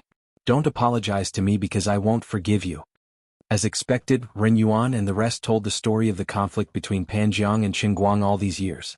However, they changed the last part. They only said that when Pan Jiang invited Sun Xiaoxuan for dinner, Qin Guang also had a crush on Sun Xiaoxuan. He was jealous and chased him to the restaurant. Then, the two of them got into an argument and got into a fight. In the end, Pan Jiang was injured and sent to the hospital, while Qin Guang was taken away by the police. As for the matter of drugging Pan Jiang, they completely avoided it. Based on what they said, it seemed that because of jealousy, Qin Guang beat up Pan Jiang and caused him to drop out of school. While Ren Yuan and the rest were telling the story of the conflict between Qin Guang and Pan Jiang, Wang Ren stood on the podium and did not say a word. He had become an outsider, as if he was not the one who started the whole thing. It was as if Ren Yuan and the rest could not bear to see Pan Jiang being wronged, so they came to help him. We don't know why Pan Jiang dropped out of school. Since he was sent to the hospital, we haven't been able to contact him. When we called him, he didn't pick up. We don't even know which hospital ward he's staying in. It's as if he disappeared into thin air. Even the news of him dropping out of school was only known after teachers were told us. Ren Yuan didn't say anything else after he said that. Wang Ren coughed again as if he was hinting at something. Of course, he had requested Ren Yuan to add in some of their so-called words of defending Pan Jiang's injustice, and not like what he was doing now. He was like a lousy announcer, using a tone that sounded like he was reading his lines and talking about something that seemed to have nothing to do with them. Unfortunately, Ren Yuan and the rest were determined not to say anything else. They turned their faces to the side and looked at something in the corner. No one knew what they were thinking. However, their meaningless confession could not be forgiven or understood by their classmates. Ren Yuan, you guys are too much. Too disgusting. Inverting right and wrong, do you guys even have a conscience? We thought you guys were not on the same side as Pan Jiang. When teachers were called everyone to eat, we wanted to ask you guys to come. Now we know. No wonder you guys didn't come, you didn't have the face to come. What did Wang Ren give you guys? The boys and girls in the class were so angry that they could not control themselves. Some of the more violent ones even wanted to rush forward and beat up Ren Yuan and the rest. Shut up. Be quiet, all of you. Do you want to fight in front of all of us teachers? Fatty Wang saw that the situation was getting out of control and shouted loudly. Dean Tong also stood up from his seat and said loudly, "Students, please be quiet. The meeting is not over yet. I understand your feelings, but our school has never advocated violence. No matter what reason there is, we do not approve the use of violence as a means to solve problems." Dean Tong's words were indeed effective. Everyone had always been dissatisfied with Wang Ren, but they had always been in awe of the highest leader of the entire school. Wang Ren said again, "If it was just Ren Yuan and the rest's oral accounts, it might not be convincing enough, but here is a surveillance video provided by Qin Yixian. The evidence is irrefutable." After saying that, Wang Ren fiercely clicked the mouse, and a very clear surveillance video was projected. This surveillance video was not recorded in the private room. It started from the moment Qin Guang entered the room, kicked the door open, and punched and kicked the poor Pan Jiang until Pan Jiang could no longer get up. The entire process was recorded from the surveillance camera in the hall, which just happened to avoid Sun Xiaoxuan, who was unconscious beside the door of the private room. As for the second half of the scene where Sun Xiaoxuan was helped out by Gaoya and the rest, Wang Ren directly cut it out. After the surveillance video was played, Wang Ren sneered at Qin Guang. "Qin Guang, what else do you have to say? You were the one who beat him up, weren't you? Everyone look at how cruel his methods were. Even in the boxing ring, he would not use such a method to directly attack someone's lower body. This is a complete disregard for human life. How can this be considered a student? He's a complete thug." The more Wang Ren spoke, the more agitated he became. He slammed the podium heavily and glared at Qin Guang. "Qin Guang. Although I don't know why Pan Jiang chose to drop out of school after suffering such a great injustice, I have reason to believe that it was you, Qin Guang, who used coercion to force him to give in. But I have reason to believe that it was you, Qin Guang, who used coercion to force him to give in. Just like how you led those rich young masters to smash other people's cars yesterday. Even if Pan Jiang did not personally accuse you of this as the Dean of Student Affairs, I will not allow a student like you to continue to stay in our school. Damn, this grandson's acting skills are really good. If I had half of his acting skills, I would be able to become a specialized villain actor in Big Beard Deng's side. This grandson was born to do this. This is talent, I can't even be envious of him." Tilting his head, Qin Guang raised his eyes to look at Wang Ren. He couldn't even be bothered to open his mouth, allowing Wang Ren to do whatever he wanted. In the end, Qin Guang only treated Wang Ren as a clown. At the same time, Qin Guang was calculating the time in his mind. Why is Wu Tong not here yet? Could she be out on a mission? Damn. If that's really the case, then I'm not just a clown from today onwards. To be honest, I'm a little panicky. Nonsense. There's something wrong with the angle of this video. Xiao Sun is just behind the door frame. It's blocked. I have Xiao Sun's medical report here. It's written on black and white paper that there are hallucinogenic drugs in Xiao Sun's body. That's the drug that Pan Jiang drugged Xiao Sun. Qin Guang is trying to save him. He's acting bravely for a just cause. Just then there was another commotion from the students at the back of the crowd. It turned out that Gaoyu was going crazy again. She stood up abruptly and yelled, holding a report in her hand. Beside her stood another girl who was sweating profusely. Poor girl, she wasn't at the scene. She had quietly gone back to her dorm to get the report. Lin Jingwei was blind and didn't notice her absence at all. Wang Ren seemed to have expected this. He sneered, "Student, as Qin Guang said just now, although this isn't a court, we still need evidence. Even if the medical report in your hand is real, is there any evidence that Pan Jiang drugged Sun Xiaoxuan? I have reason to believe that after Qin Guang hit someone, Sun Xiaoxuan took the drug himself to help him get out of it." Of course, Wang Ren was just talking nonsense. However, as the dean of the discipline department, he prided himself on being well informed. If the police really determined that Pan Jiang poisoned Sun Xiaoxuan, Wenxing Town branch would definitely inform the school, and Wang Ren would be the first to know about it. It had been a long time since the incident, but there was no news from Wenxing Town branch. Before he framed Qin Guang, Wang Ren even took the initiative to inquire about it. Pan Jiang wasn't convicted. Poor Wang Ren. He didn't know that because Pan Jiang's case was related to Pan Dehai's murder case, it became a related case, and the level of confidentiality was raised by several levels. In addition, when Wu Tong was handling this case, she fell for Qin Guang and Emperor of the Azure's plot, and released Qin Guang too early. It was barely considered a violation of the rules, but it was reasonable. Wu Tong felt embarrassed after the incident and locked it in her file. Of course, Wang Ren couldn't find out anything. Of course, even if there was an inside story, Wang Ren didn't care because in this school, he had the final say in how a student should be punished. Even if Qin Guang was a good Samaritan, he could still say that Qin Guang had a violent personality and was a potential danger. The school still had the right to punish or expel him, but the effect wouldn't be as good as it was now. Gaoyu slammed the table again and pointed at Wang Ren. "You're just talking. If you say it's bad, then it's bad. If you say it's white, then it's white. We don't accept this." "Yeah. We don't accept this. Qin Guang is innocent. You, Fatty Wang, are deliberately framing him. You can't stand the fact that Qin Guang ruined your stupid idea." Looking at these people making a ruckus, Wang Ren didn't care at all. He only sneered in his heart. "Isn't that the case? In this school, if I want someone to be black, then they'll be white. Alright, now that the witness and material evidence are here, I won't say anything about the court's verdict. Today's incident is all because of the student in your class. In view of Qin Guang's actions and his unrepentant attitude today, I think the school should expel him. Our school doesn't need this kind of violent student.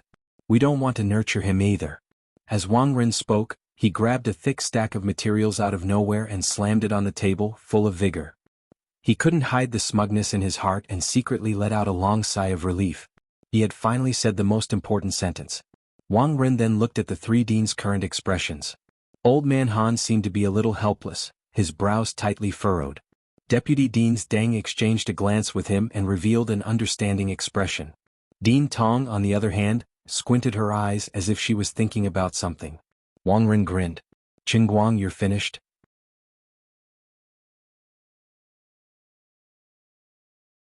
Chapter 173.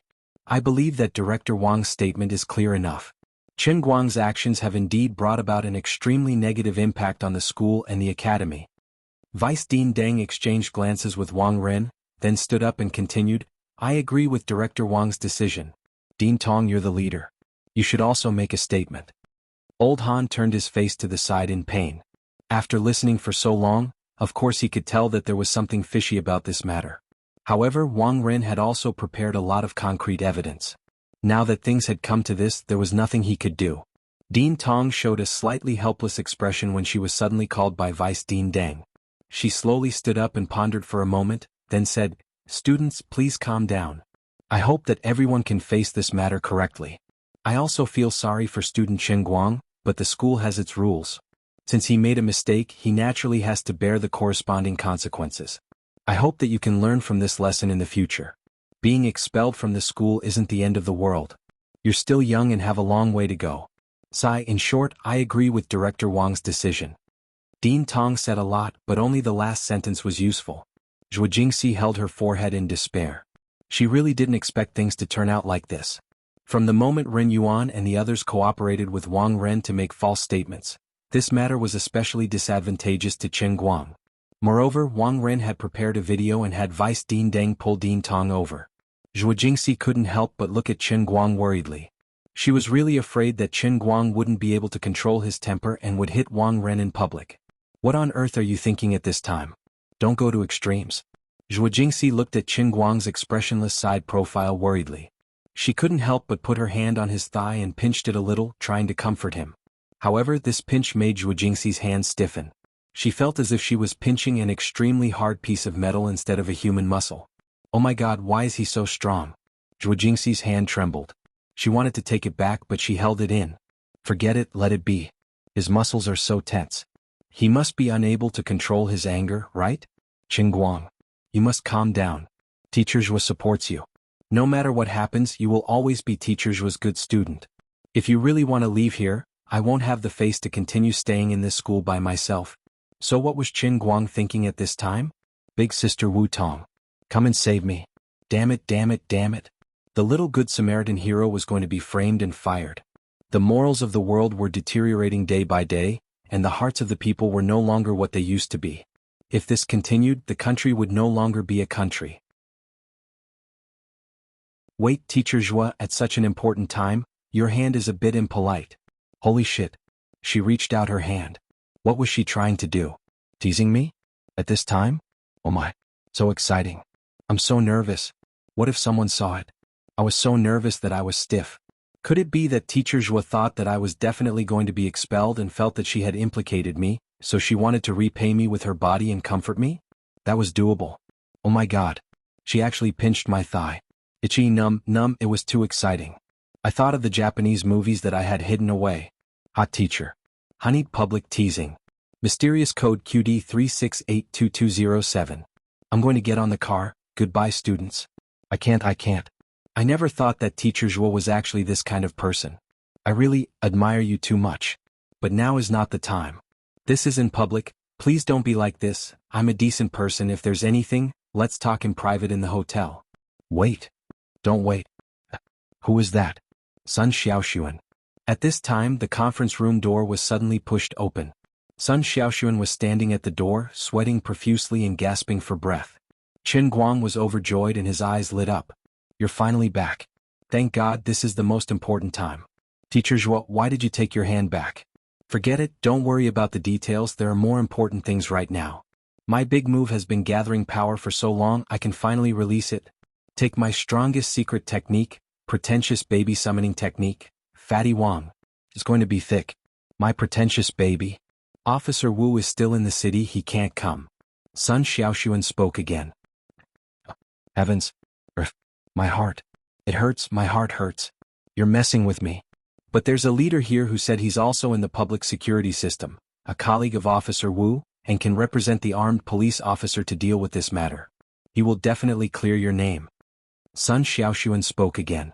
Chen Guang didn't want to talk to her anymore, his poor little heart was repeatedly injured, he needed a nanny to heal it. But just as she finished speaking, a middle-aged man appeared behind her, smiling faintly at the crowd in the conference room. Chen Guang's pupils shrank. Oh my, this gentleman looks very familiar. Wushan. That's right. Isn't this the Wushan who often appears on TV, the one I used to forcefully establish a relationship with Wu Tong and scare Panjiang? *CK. It's actually him. Could it be? I really hit the jackpot. I was walking on the road, singing, and casually recognized a cheap godsister, who turned out to be a legitimate second-generation official.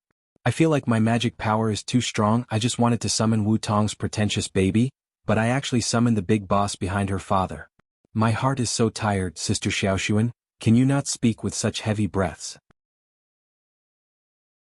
The ups and downs of life came too fast and too violent. Chen Guang planned to go back and buy a caddy of instant heart reliever pills, carrying it on his back to save his life at any time. I almost gave you congenital heart disease. Of course, the most surprised person wasn't Chen Guang but Dean Tong.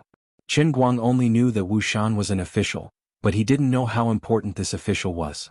As the dean of Gokyo University, A comprehensive school with an extremely high administrative level, Dean Tong knew a lot of inside secrets.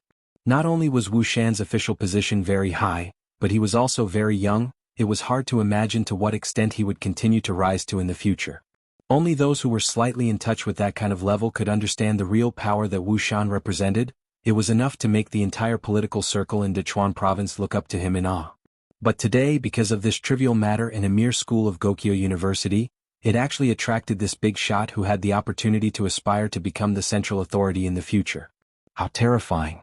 Just now, that girl said that he would definitely clear Qin Guang's name? Oh my god. Could it be that he has Qin Guang backing him up?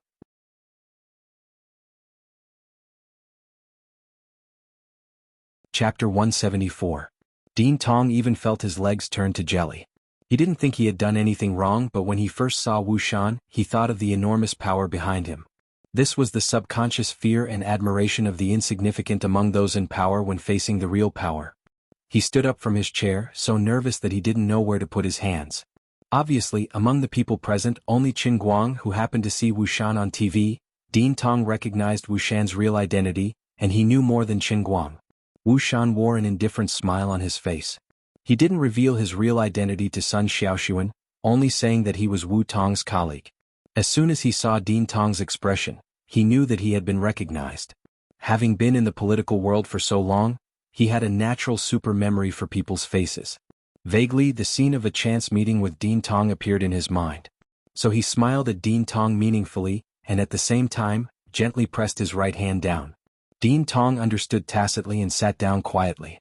Her heart was thumping wildly. Then she turned to look at Wang Ren, who was standing on the podium at a loss. She cursed in her heart, "Wang Ren, you're in big trouble this time. You're really in big trouble." In fact, Wu Shan didn't know whether to laugh or cry. About an hour ago, he never dreamed that he would come to Gokyo University to deal with such an insignificant matter. However, as soon as he thought of his daughter's rare pleading tone on the phone, Wu Shan's mind became active. He wanted to see what kind of young man could make his stone-hearted daughter worry about him so much.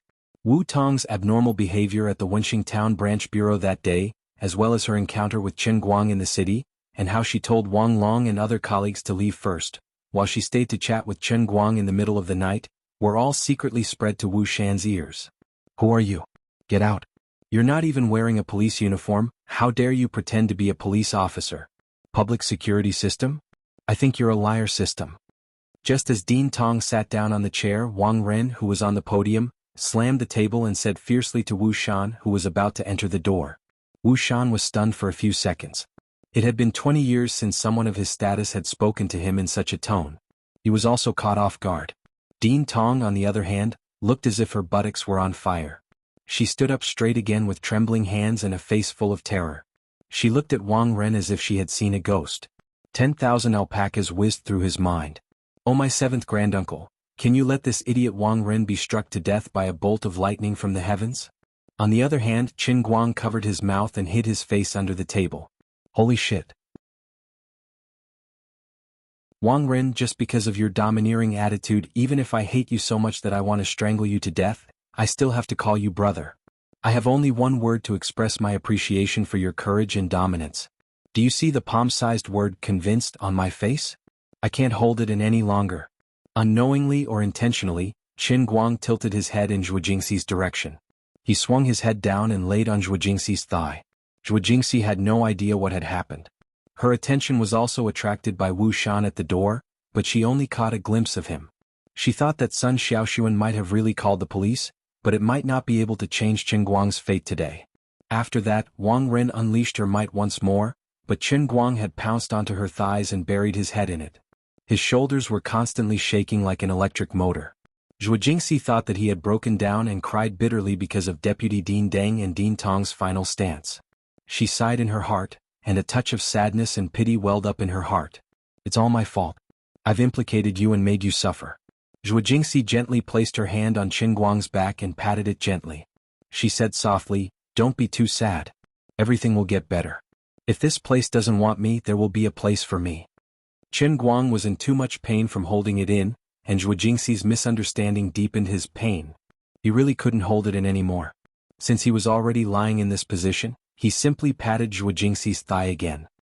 He moved his nose closer and smiled painfully. His nose twitched as he sniffed the faint fragrance on Zhuo Jingxi's body. He didn't know where it came from. On the other side, Wu Shan quickly calmed down after a short moment of confusion. He couldn't be suppressed by a mere fatty Wang. Wang Ren. You shut up. Apologized to Officer Wu. Wu Shan didn't even need to speak. It was Dean Tong who showed his power first. He was also a smart person and knew that Wu Shan didn't want to reveal his identity, so he simply addressed him as Officer Wu. Wang Ren was stunned and looked at Dean Tong in a daze. He didn't know if the Academy's #1 had taken the wrong medicine or what. Dean Tong had already squeezed Deputy Dean Deng away with lightning speed and rushed out. She made her way to Wang Ren and raised her hand to slap Wang Ren's head again. Didn't you hear what I said? Dean Tong. What happened to me? Wang Ren was still a little confused. On this side, Wu Shan had already walked up with that indifferent smile on his face. He lightly patted the agitated Dean Tong's shoulder from behind. Dean Tong hurriedly turned around, but Wu Shan smiled at him and said, as a public official, it is indeed my work mistake to forget to bring my identification when I go out for work. I will definitely pay attention next time. But since I'm already here, I also brought some documents with me. They all have the stamp of Wenxing Town branch, so they should be able to prove my identity. Dean Tong seemed to want to say something, but Wu Shan had already turned his head to Wang Ren, who was at the side of the podium, and took a step forward to the main podium. Seeing that he really didn't want to reveal his identity, Dean Tong also knew that his overreaction would arouse suspicion. He hurriedly turned around and glared at Wang Ren. Get out of the way. Let Officer Wu speak. Of course, Wang Ren didn't want to give up his position just like that. This Officer Wu was brought by the girl named Sun Xiaoxuan. He didn't even need to think to know that she was definitely here to support Qin Guang. There was no reason. Didn't Wenxing Town branch not confirm that Pan Jiang committed poisoning? Then his method of backing him up would not be able to hold his ground. But he had no choice but to give up. Although he was reluctant, he still stood to the side with a livid face. He thought to himself, I'll see what tricks you can come up with. At this time, Sun Xiaoxuan had already sat down next to Qin Guang. Seeing that he was still lying on Zhuo Jingxi's lap, she quickly patted his back. Qin Guang, hurry up and get up. Officer Wu is about to say something. Qin Guang didn't dare to let Zhuo Jingxi find out that he was laughing like a maniac while taking advantage of her at the same time. He touched his face. Wow. I laughed so hard that tears came out. Look, even without acting skills, as long as you have luck, you can still be a movie king. Forcing his face to be serious, Qin Guang slowly sat up straight. Zhuo Jingxi's face was slightly red after being toyed with by Qin Guang for so long. She didn't dare to look at him for too long. She only glanced at him from the side, then turned her head back to Wu Shan, who was on the podium. She pretended to ask, is this Officer Wu from Wenxing Town? He doesn't look like an ordinary police officer. At the same time, her heart tightened. She saw Qin Guang's tears, and it was like a knife cutting into her heart. Qin Guang is still a child after all, but he has to bear this kind of pressure. In order not to worry me, he has to keep a straight face and make himself look stronger. In order to help me this time, he was framed by Wang Ren. I owe him too much, Sai. Qin Guang, what's wrong? Sun Xiaoxuan, who was on the other side, was also shocked by Qin Guang's tears. It's okay. Although I don't know the armed police officer, the people in Wenxing police station seem to respect him. He will definitely uphold justice for you. Sun Xiaoxuan grabbed Qin Guang's shoulder from the side and used force to clamp his left hand between the girl's voluptuous breasts. You have to be strong. It's so painful to hold it in. I can't laugh out loud. It's so uncomfortable, I feel like I'm going to die. Qin Guang covered his mouth. Woo. Thank God. On the podium, Wu Shan finally got down to business, immediately attracting everyone's attention. Qin Guang was no exception, and it took him a lot of effort to control his emotions. He also wanted to know how Wu Tong's father would support him. Teachers and students of Gokyo University, hello. I'm here on behalf of Wenxing Police Station to help Qin Guang clarify some misunderstandings, so that the school and students won't have any misunderstandings about him. So, first, I have something here to give to Qin Guang on behalf of the police station. After saying this, Wu Shan's face actually showed a touch of awkwardness. His movements were even a little hesitant, but the bystanders couldn't see it. He only paused for a little bit, then quickly pulled out a large handbag from behind him, grabbed something from it and shook it with force. Looking at this thing, Qin Guang's mouth opened wide. Damn. This pretentious baby's professionalism is so high that it makes people's hair stand on end. What am I seeing? Am I seeing things? It's actually a banner.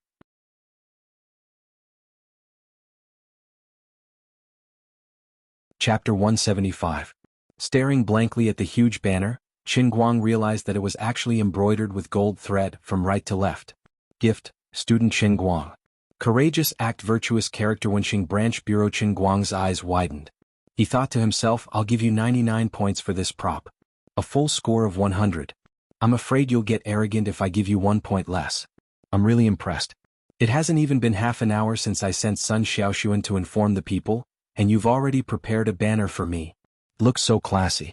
This efficiency, this thought, you're indeed the big boss in the world of pretentious props. How did you do it? It's actually embroidered and not painted. In fact, Wu Shan was also quite embarrassed, but he didn't show it on his face. He smiled and said, some people might be confused. Why did I give this banner to Student Qin Guang? I have to start from a previous case. Then Wu Shan talked about Pan Zhang's attempted rape case from beginning to end. Of course, he avoided Pan Dehai's subsequent case. While talking about these things, Wu Shan also showed the case closure notice, Pan Zhang's confession and other documents. Every document was stamped with a red seal. Pan Zhang's handprint was clearly stamped on Pan Zhang's confession. In fact, Wu Shan was also very embarrassed. He was speechless towards his daughter. The size of the slap was just a small matter. This brat had acted bravely for a just cause, but he had also beaten up the criminal suspect so ruthlessly. It was already good enough that he was not sentenced to excessive self-defense. Yet, she had actually secretly made a silk banner and planned to secretly give it to this brat. What was going on in that little head of yours? Moreover, since when did the police give a banner to someone else? Wasn't it always others who gave it to the police? Even if someone did act courageously, it should be the victim who gave it to the hero. Why did the police come to scare him? Fortunately, you weren't completely stupid. At least the person who gave the banner was smart. He only wrote, Wenxing Branch Bureau, ambiguously and didn't really mark the full name of the police station. If he were to embarrass himself in the future, he could argue that it was Qing Wenxing Town's Health Bureau or Education Bureau. Although Wu Shan felt awkward, he still managed to speak in a clear and coherent manner. During this period, Wang Ren tried to interrupt him several times, but he was stopped by Dean Tong's fierce glare. The more Wang Ren heard, the worse he felt things were. But now that it had come to this, he seemed to be powerless to stop it. No matter how much unwillingness and resentment he felt in his heart, it was useless. Wang Ren, who was sitting next to Deputy Dean Deng, clenched his fists tightly. Every word that Wu Shan said and every document that he listed was destroying everything that he had painstakingly arranged today. He really couldn't figure out what went wrong. He had already asked his acquaintances from the Wenxing branch for information. But why did it end up like this? That acquaintance had known him for many years. There was no need for him to lie to her about such a small matter. But these red-headed and black-lettered documents, those exquisitely crafted silk banners sewn with golden thread, and Pan Zhang's personal thumbprint of his confession, what the hell were these? Are you kidding me? What's in it for you to make fun of me? I want to expel Qin Guang, but you actually gave him silk banners. Xiao Wang, don't be impulsive. Now that it has come to this, let's just forget about today's matter. There's still a long way to go. He's just a student. As long as he stays here, won't you have plenty of opportunities to deal with him in the future? Deputy Dean Deng patted Wang Ren's shoulder and whispered in his ear. Although after saying this, Deputy Dean Deng's eyes briefly flashed with disdain, he immediately hid it. After Wu Shan finished speaking, he directly walked off the podium. He didn't do anything else and just handed the silk banners to Qin Guang. Qin Guang stood up and squeezed out a happy and excited expression. He took the silk banners with both hands and thought to himself, although I've been a good person for almost half of my life, this is the first time I've given someone a silk banners. Although he felt that the silk banners didn't come from a legitimate source, he still felt pretty good. No wonder there are so many people in this world who like to be a good person. In fact, everyone wants to be praised. Not bad, young man. If this world could have a few more young men like you, it would be a better place. Wu Shan laughed and praised Qin Guang. As he spoke, he looked him up and down.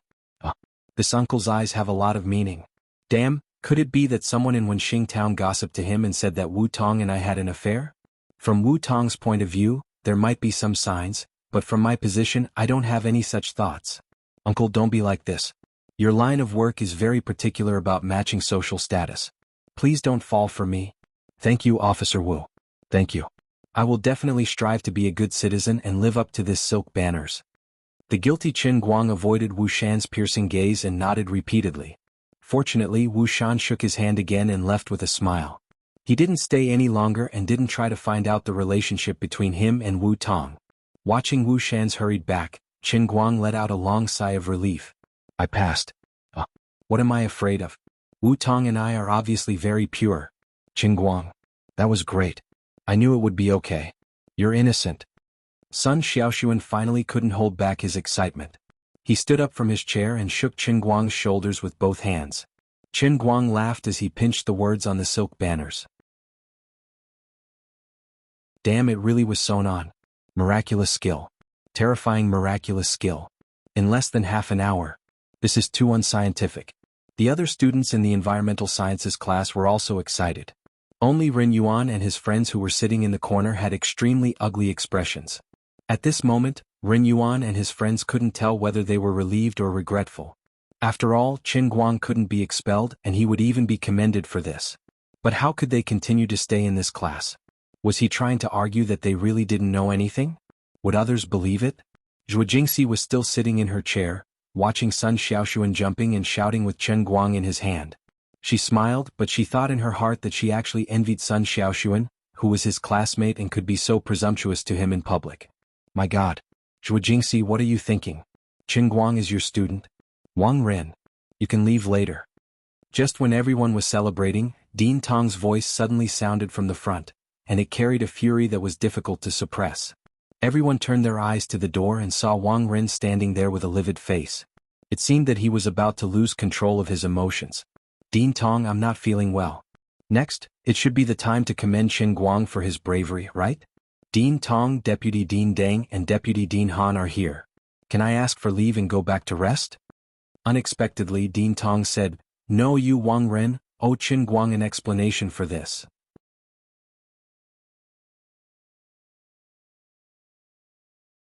Chapter 176.